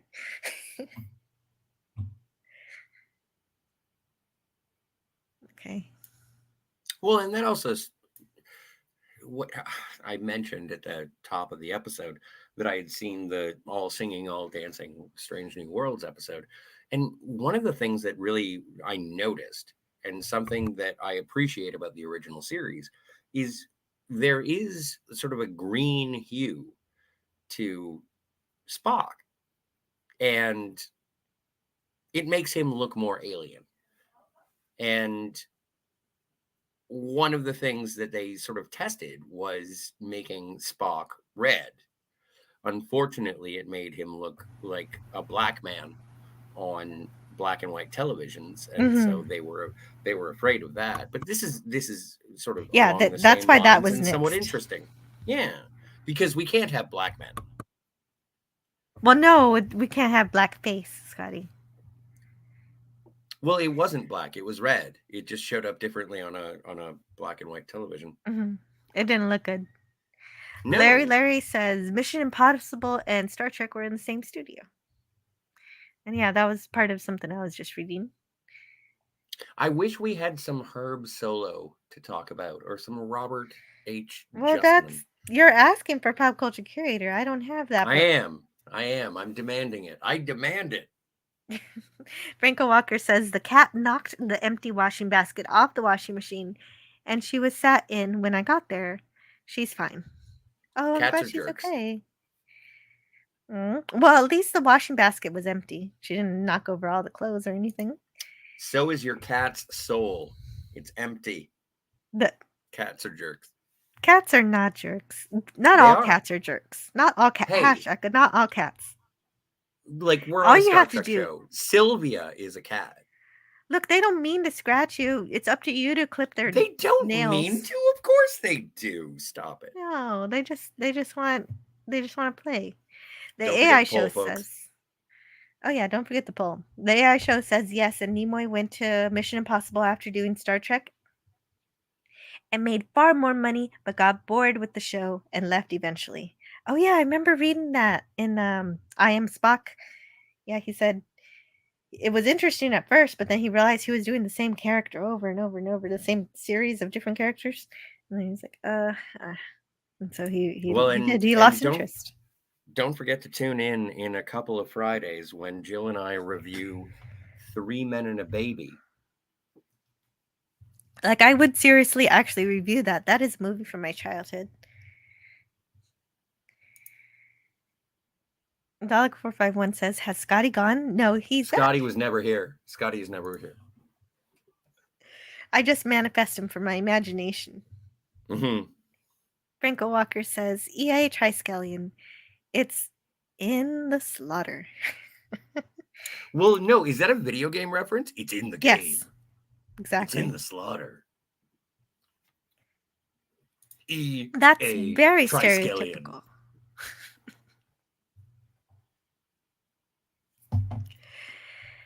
Trek in all of its glory. Oh, and Dalek451 says, I completely disapprove. Smoking is terrible. I'm with you, Dalek. Smoking is terrible. Scotty, smoking, bad. You're not my real mom. Larry do what I want. Larry says the ratings in reality were not as bad as they said at the time. I guess you've done worse, so this is fine. The executives always hated it. Shenanigans with ratings numbers. Well, and also the shuffling of the time slots and whatnot. I don't know if this is when they were put on Friday. Like, there's still a lot of stuff going on. It was an effects-heavy show. Yeah, I find that really crazy that it went in syndication during this season, and that the executives didn't say, "Hey, look how much people love the show. We better keep." No, it was after. Oh, it was after. Well, I thought it was after it was canceled. No, syndication came after Star Trek was canceled. No, but what did I just read? I just read that several. I wasn't listening. Several broadcasting stations were able to put it in syndication while it was still running. In 19 Kaiser was negotiating with Paramount for syndication rights in 1967, a year and a half before the series was canceled. Promotional. Yeah. Oh, okay. No, you're right. Syndication does not occur. No, you're right. Syndication did not occur until after the series was canceled. When Star Trek went off the air, then Kaiser put it in syndication, and then it became super popular. I wish they would have been able to syndicate during the show run. That way, the executives could actually see how much people loved it. But I guess that's really, oh well. That's why we needed Bijo Trimble to do her letter writing campaign. And Gene Roddenberry. Mm-hmm. Gene Roddenberry was also one of the spearheads of the letter writing campaign. Don't forget, Gene Roddenberry made it so that people would write in to save his own show, even though he was the man who would walk away from it in the third season, specifically. Well, he had to. He saved Star Trek so that he could make money, but he did not steward the show through its third season. There were reasons. We'll get there in season 3. Is a money-grubbing weirdo. Well, while he does like money, the fact of the matter is that he loves Star Trek too, and the reason he left were many-fold reasons why he left, which we're not going to get into now. It was because not right now. He was thrown around. He got a bit of abuse himself, so I don't want to go all the way into that right now. Some people think that because we're not there. We're not in season 3 yet. Wish. I want to talk about Gamesters of Triskelion. What are your final thoughts on this episode? My final thoughts? Oh, wait a minute. Herc 130. I will give you 1 billion quatlus if you stop smoking. Do you have any idea how many cigarettes I could buy with 1 billion quatlus? 0. That is also true. But I give this episode a B. Like, I think it's stereotypical. I put this episode on the same level of Star Trek as Star Trek First Contact. Half of it is good. The other half is just silly nonsense that doesn't amount to a hill of beans. I think everything between Scotty, Spock, and McCoy it's fantastic. The methodical nature of these people doing their jobs. And then on Triskelion, you get Betty Boop and Lars and Shanana, and they're all fighting for reasons. And the only way, like, it's just ridiculous, but I love it. Like, I love it. I love the performances. I love the inclusion of all the characters, the aliens, everything. But everything going on Triskelion is silly. Everything on the Enterprise is why I tune into Star Trek. I love this episode, and yet I can also identify the cheese factor of it. It's a B. It's a B. They didn't violate the Prime Directive in any shape or form because they were stolen from the Enterprise. If they hadn't shown up on Triskelion, nobody would have noticed. But they did because of the providers. That is what they call us. Yeah, you know. Sorry, I don't know why my third Triskelion provider turned into Ringo for a minute. Valley Girl. She was a Valley Girl for a while, but all of a sudden, I don't know. Anyway. But yeah, no, it's a B. I love it. I love it for the just ridiculous fun of it, which is something I think that when some people, and I don't know who these people are, but when you're watching Star Trek, it's supposed to be a fun adventure show. And so if it doesn't necessarily mathematically equate, I would like you to remember that it's supposed to be fun, Jan. Get it? And is that your review? That's your review for the Gamesters of Review. Triskelion. The Gamesters of Triskelion is fun, Jan. Get It is fun. I agree. If I wanted to call it cheese, it's pretty spicy cheese. That's why I give it a B. I give it a B plus. Ooh. This has been true for when I'm rating for this show or at Clobby Saturday Night Star Trek. If I have fun with an episode, I will give it a higher score. Because it is fun. I believe in the entertainment factor, and this Star Trek episode delivers on that for me. I know it's not all it's not exactly like the Squire of Gothos, but it gives me that same level of light enjoyment while incorporating some of that deep intelligence from the cage, because I saw the brains in the dome who had over-evolved past their physical forms. I saw what the Telosians might have become if they weren't already destined for a downfall. That's what might have happened to them if they found a sufficiently advanced enough life form to help rebuild their world. Because similar to them, these brains are collecting species for their own personal enjoyment, but these guys are a little more nefarious. While the Telosians are content just to watch, the providers want the blood sports and the gambling. So Kirk was right to say to desire such slavery and dominance is not evolved at all. And so I know we had 2 episodes in a row about slavery, but it still works for me. And then of course he plays their own game of gambling with it. He tricks them a bit and he wins. And that's great. And so is all of the after he beats the shit out of a girl. Well, yeah. Well, he doesn't kill her at least. Thank heavens. For little girls. I did enjoy the science on the Enterprise that helps Spock find the crew. And so, but I guess I don't go all the way to an A because my favorite parts I realize are a smaller part of the episode, especially since I question. One of the biggest questions I have is, should they have sent out a report to Starfleet once they realized the captain was missing? And I would have liked a line or two explaining that the planet would be sent help. Like afterwards, after they just leave the planet, whether they send Federation representatives to come help the people develop a government, like Kirk said they were great at doing. So, but also he told them, they also said the brain said we could do anything, but what's stopping really the brains from going back to their old ways once the crew leave? So this is kind of one of those follow-up. Will they follow up? Will we have a Star Trek movie where we find out what happened to the what about your General Order 24?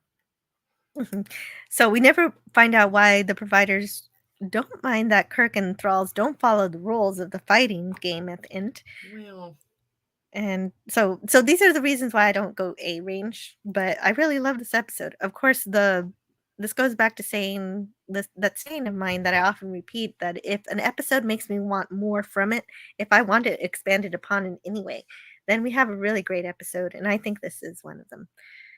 It also has some weird stuff that I usually don't like the transport across such vast distances. It's absurd kind of thing, but it happens in Voyager. It happens here. It happens. I can't do anything about it.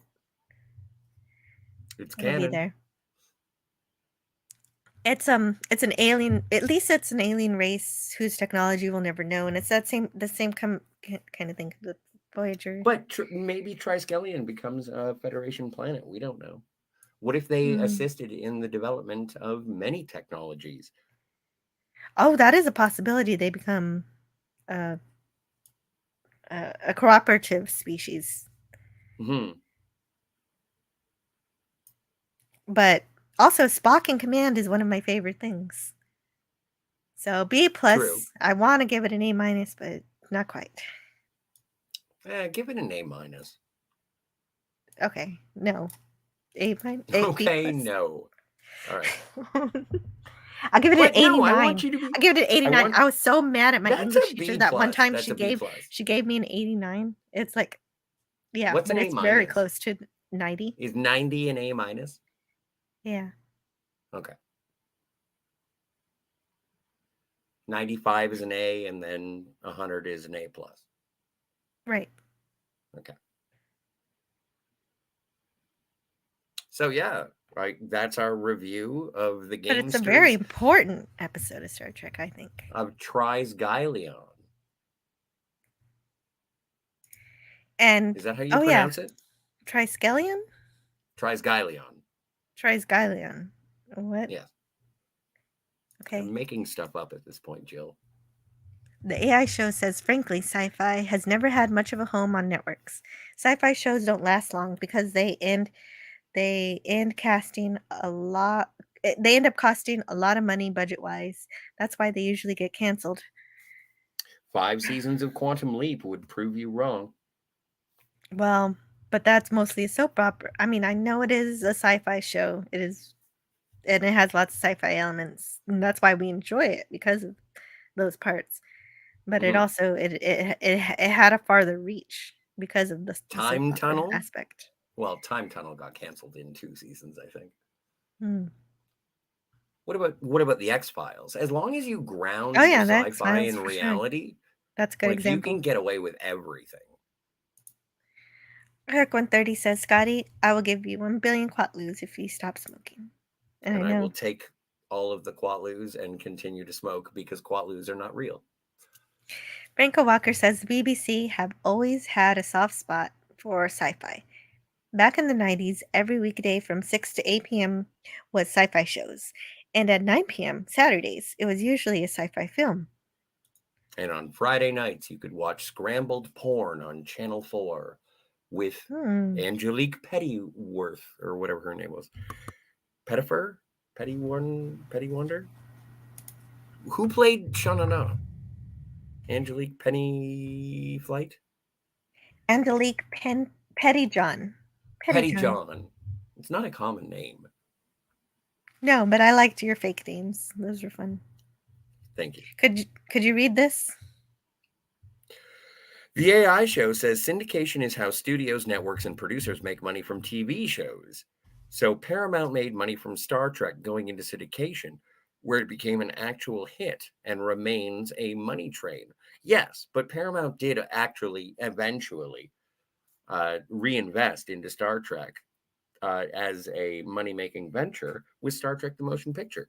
Previously, they thought it was going to be the, it was going to be the thing that made the United Paramount Network happen in the 70s. Phase 2. Yeah, Phase 2 became the motion picture, and then also it is sort of a symbiotic relationship. It also fed into Next Generation episodes. True. Ardra, the Devil's Due. That was such a good one.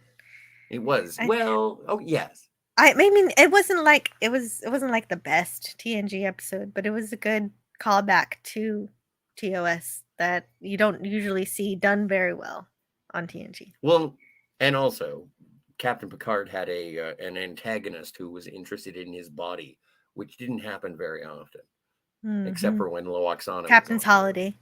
Oh yeah, Captain's Holiday, but that was more of him being daring do. This was, Ardra. But he also wanted that too. Yeah, but he didn't want anything to do with Ardra. He wasn't like, no, I'm not giving up the captain's pole. Do we have a poll? No. We do have a poll. Oh, right. I was going to share the poll, but you were talking a whole bunch. Let me share. Well, I apologize for being on a podcast and speaking. Well, no, don't apologize. I just didn't want to hide you. I was hiding you while you were talking, and I realized I shouldn't be doing that. All right. Here it is. Here's the poll. And so the poll overwhelmingly gives this episode a B. So that we makes were sense. right. 55% give this episode a B minus, B plus. The A range gets 32%, so there's still a lot of love for this episode, and only 14% give it a C. And no Fs were given. No Fs given. Nice. What does syndication mean, says Dalek451. I keep hearing it, but I don't know what it means. Rewind. I read it. I read what it meant. Mm-hmm. Right. And the AI show said they make money from when the TV show's over, and Star Trek went into syndication after it got canceled, and that's when it became popular. See, this is the problem with being British. You don't know what syndication is. Your basic misunderstanding of broadcast economics is what led to the downfall of the empire. I wonder if they have a different. I wonder if they have a different word for it in Britain, which is why he doesn't know. For syndication, probably. That makes sense. I don't know. I'm not British. Yeah. The AI show says reruns. Well, we call them that too. The BBC got rights to the show TNG in the UK and got big ratings, which eventually led to the reboot of Doctor Who. Oh, wow. I had no idea those two were connected in that way. Thank you, the AI I don't think show. they were. Actually, I They want to weren't? call out the AI show. The BBC got the rights to the show TNG. No, TNG was a first-run syndication television show. It was sold to market before it went to specific networks. So it's like the BBC bought what the TNG was doing, but that may have resulted in big ratings, which led to the reboot of Doctor Who. But in 1987, that was right off the heels of Sylvester McCoy. So I don't know. AI show. I'm not saying you're wrong. I'm just saying it may be debatable. Interesting. Well, I know nothing about BBC, so I will leave that to you guys. You know what? There's another thing that we can clip.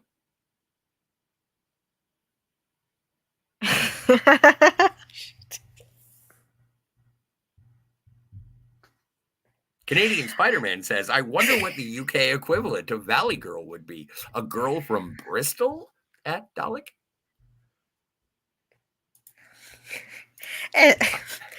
Sean Carter says, I give this a B now for the same reasons as Scotty, but 14-year-old me, A plus, just for Shauna. And I didn't even know of her other film career back then. I'm telling you, go to the red light district of the internet and you'll be able to find out some things about Shauna Na that you didn't know before. I really like your A plus rating and your reasons for that. For your past rating. That's really sweet. Franco Walker says to the AI show and Quantum Leap, DS9, Space Portal, Voyager, and V. I forget the rest I watched. The AI show says what to about Dalek, Sliders? Anyway. Ooh, the 90s. Yeah, that was good. I love Sliders. For viewers, it's reruns and re-airings. For producers, it's residuals and cash flow. Don't forget, support the strike. What are those guys? All of your favorite people making entertainment, they're on strike right now. And I don't know whether or not to support them. So whatever, do what you will. I don't know. If you don't want to work, then fine. You do want to work, then fine. I don't know. Whatever. Just start making something good. Start making something good. Maybe and then this I'll care will about your strike. Maybe this will usher in some creativity. I hope. I don't know if it'll do that. And Canadian Spider-Man says, hey, they have total equality in the future, Scotty. So yeah, he beat up a girl. At least they all survived. True. Well, and also, she was bred for war. She was like a warrior woman. So I'm not saying, oh no, Captain Kirk beat up Shanana, and that's awful. I'm saying it's a thing that happened. But yeah, she was a warrior. So I'm okay with Kirk punching her in the face. Franco Walker gives it a B+. Yeah, this stream has been very enlightening to Sean Carter. Also, check out That sci-fi model guy, Sean Carter, he just did a full reveal of the NXL-1, which I'm not surprised was a shorter build than the Enterprise. Oh, right. That's because it was smaller, right? Yeah, it is. It's smaller. And so, yeah, go check out that sci-fi model guy, Sean Carter. He Yes, does please good do. work. Mm-hmm. Can you read this from the AI show? The AI show says C+.5.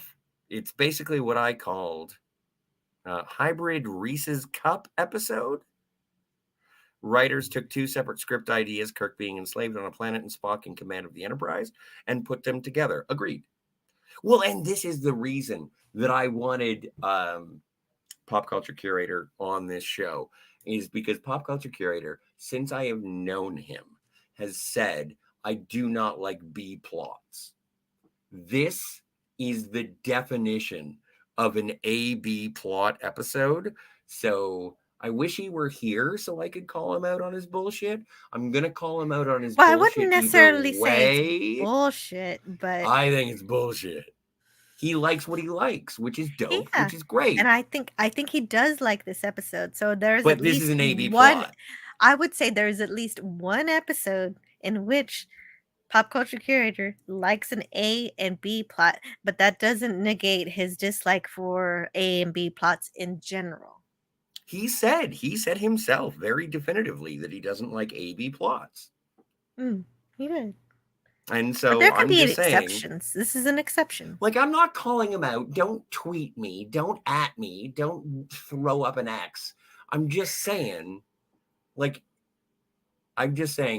of the things that I miss about having Pop here is that I enjoy debating the conversation. Mm-hmm. Yeah, I would love it if you were here to speak on that. It would be a lot of fun. Could you read this from the AI show? It's the rest of his review. He had two parts. 2, the Triskelion part of the episode is a derivative, reworked narrative. The would-be mutiny on the Enterprise, it's a throwaway line, come on, calm down, is actually the best written part of the show, thus uneven and barely effective.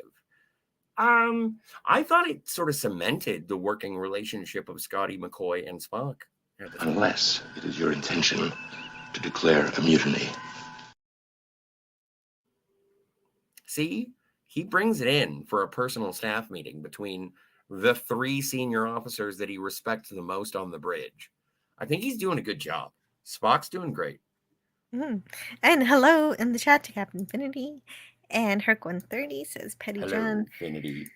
Sci-fi comes, sci-fi goes, soap operas go on and on. Yeah, and if only Doctor Who had a shelf life, says Captain Infinity. I have 3 box sets of Doctor Who, and they live on my shelf. Did. Yeah, right? Yeah. Delic451 says, and living in the UK, we know that better than most folks. Oh, okay, they're talking about UK stuff. I think I was. Oh, Vosh. Yeah, Vosh from Captain's Holiday. Well, she also becomes Q's girlfriend. That's the crazy part. You can't spell yuck without UK.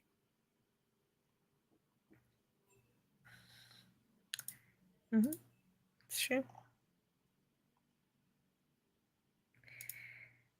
Yes. Okay. So in Britain, they do use the word syndication. Thank you. Wait, syndication is just repeats? Yes. Well, it wasn't back in the day. Yeah.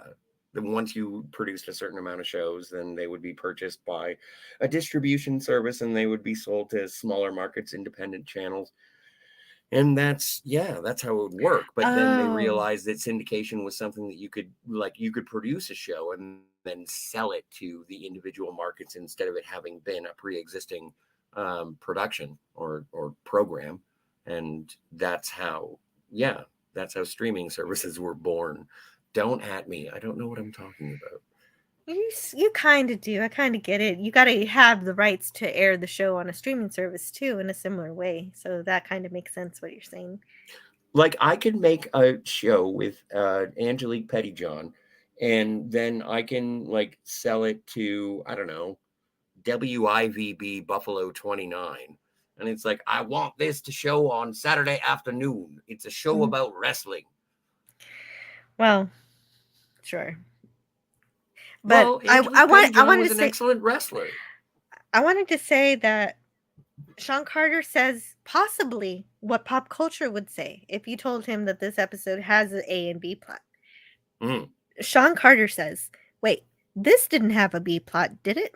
All the stuff on the Enterprise had to do with what was happening on the planet. That sounds much like the other side of the A coin. The other side of an A coin is called a B plot. Come on. Be an adult. Well, I don't know. I'll have to ask Pop what he thinks. AB. Someone. Abnormal. Abnormal. Give me the Quatloos, Franco.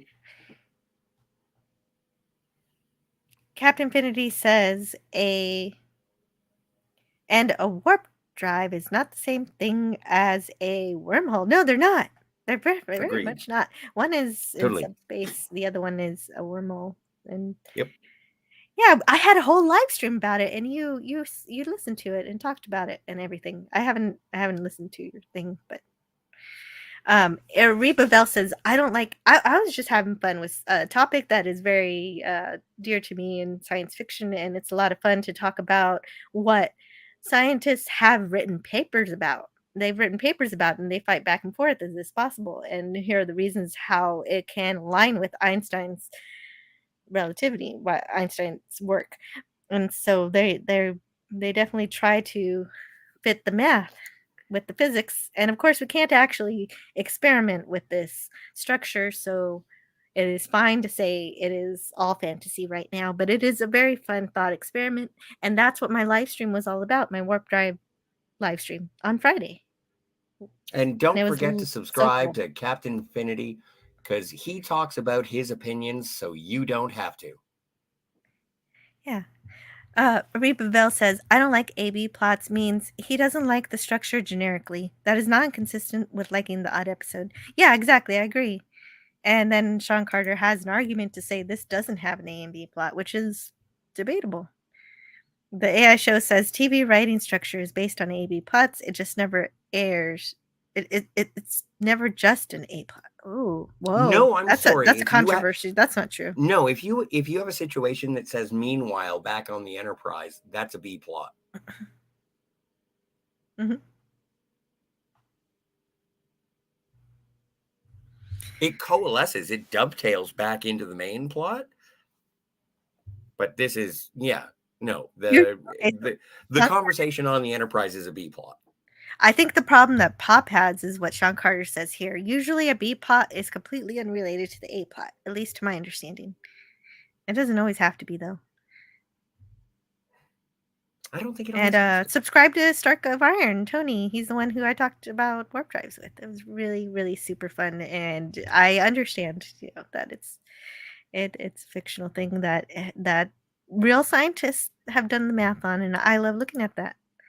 It's inspired real scientists, and exactly. Does, there's a sense of whimsy. There are some scientists who say because of the work by the Mexican scientists who came up with the math for warp travel, that's why they're physicists also. So it is definitely inspiring. Pop Culture Curator says no B plot. TOS rarely needed that crap. I'm arguing that there was a B plot. A B plot. A B plot. The AI show says, actually, my show about the episode is that you have two ideas that should have been separate episodes jammed into one. The Spock command part should have been an individual episode. Well, we did have a whole episode of Spock in command, which I love, is the Galileo 7. But yeah, no, if you want to give me a whole episode with Spock in command, I'm down. Let's have another one. You sound like T'Pring. No, she wanted that loser. The stone guy. You're calling Ston a loser? Yeah. All right. Well, T'Pring married her. Hello, Pop. I'm arguing with you by proxy, and I apologize. You can't respond. He can't respond, so he's right. Yes, he is correct in this particular instance. Since he cannot argue back. Correct. I'm a dick. Everyone knows this. Okay, so I'm going to end the poll because I got to go. All right. It's school. Can we back get to out school. of here? Not quite. Well, not Okay. quite this second, but All right. we're going to be wrapping up the show right now. I'm going to and I'll be retire copying. again. If you don't end You're gonna- this soon. Oh, okay, I better hurry. Yeah. But Prinkle Walker says the Tholian Web was also an episode with Spock in command. Thank you. True. Oh, and I can't wait to get to that one. That's 3rd season, though, so we got a way to go. Yeah, people disappearing. Let's see. Shooting spaceships over to Enterprise. Okay, so I'll leave you guys with the preview for next week's episode. Okay, so next week's episode is going to be really, really great because we're going to have a special guest. Hungry Boy is going to join our panel because this is one of his favorite episodes. He loves Obsession. Obsession is next episode in production order. Hungry Boy loves it. And so I'm going to be graced with his presence on this channel with Scotty, and Pop Culture Curator hopefully feels good enough to join us too next Tuesday. I can't wait for that. And so I'll leave you guys with this. But first, I got some chats here. Sean says, interesting point, but Twilight Zone focused laser like on one story a week because of the necessary structure. And I see my point as being misunderstood, and clarification is ignored. A clarification of what? Wormholes and warp drives were being discussed as if they were on. Well, no, we use them. Oh no! Well, he's talking about he's talking about wormholes and warp drives are synonymous. We use them synonymously. No, I would never live in the 24th century. I fucking hate the Next Generation. Only the original series, only classic.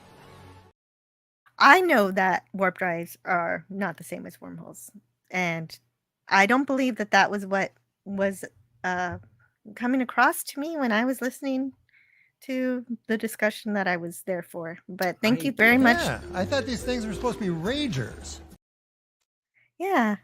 Thank you, Captain Infinity. But I've grown weary of discussion and argument. I really appreciate you calling back to my great show on Friday. I know I got a lot of compliments for that show, and I was just so happy to explore the topics, whether or not they're correct, because that's the nature of science, is being able to discuss topics and arguing about them and discerning what is right and what is wrong, and we can learn from it. And so what is... Now you're sounding like Spock. If you're going to get nasty, I'm going to leave.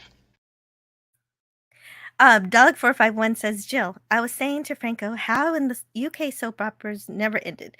There are 2 big shows here, EastEnders on the BBC and Coronation Street on ITV. Oh, okay.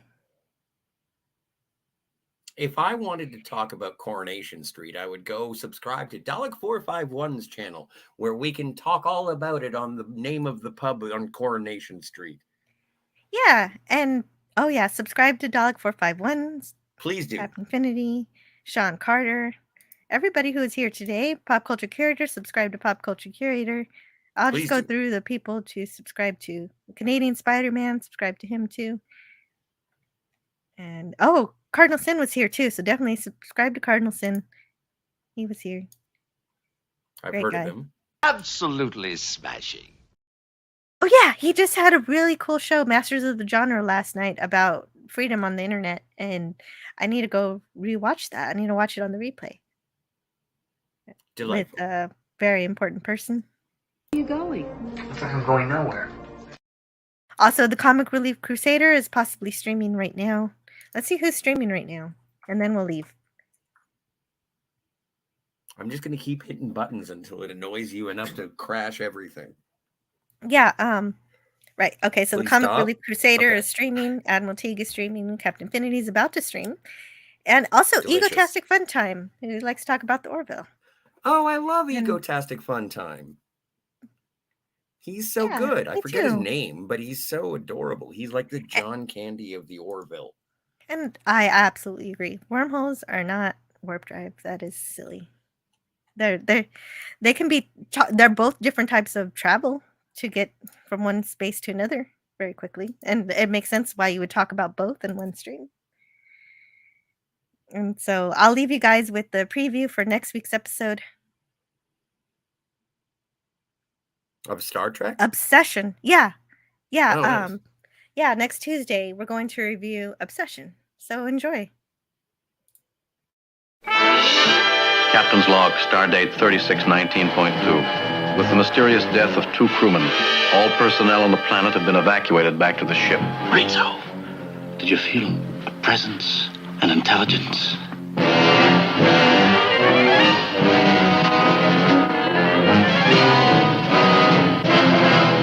There's an intelligence about it, Bones.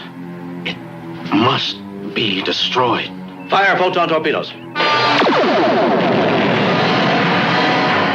It's still coming, sir. The deflectors will not stop it, Captain. Contact. Enter ruler. All hatches remain secure. All lights on the board show green. Sir, we have a red light. Something's entered through the number 2 impulse vent. Sir, the creature's in my cabin. It's got Mr. Spock.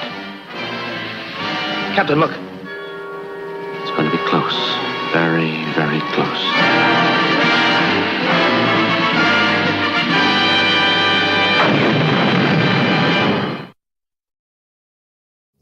All right, move along. Done. Stop it. Get off of the things. Go outside. Get some food.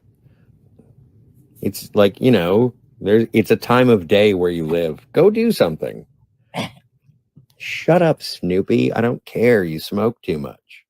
Let's go. Let's go adventure. Let's go explore.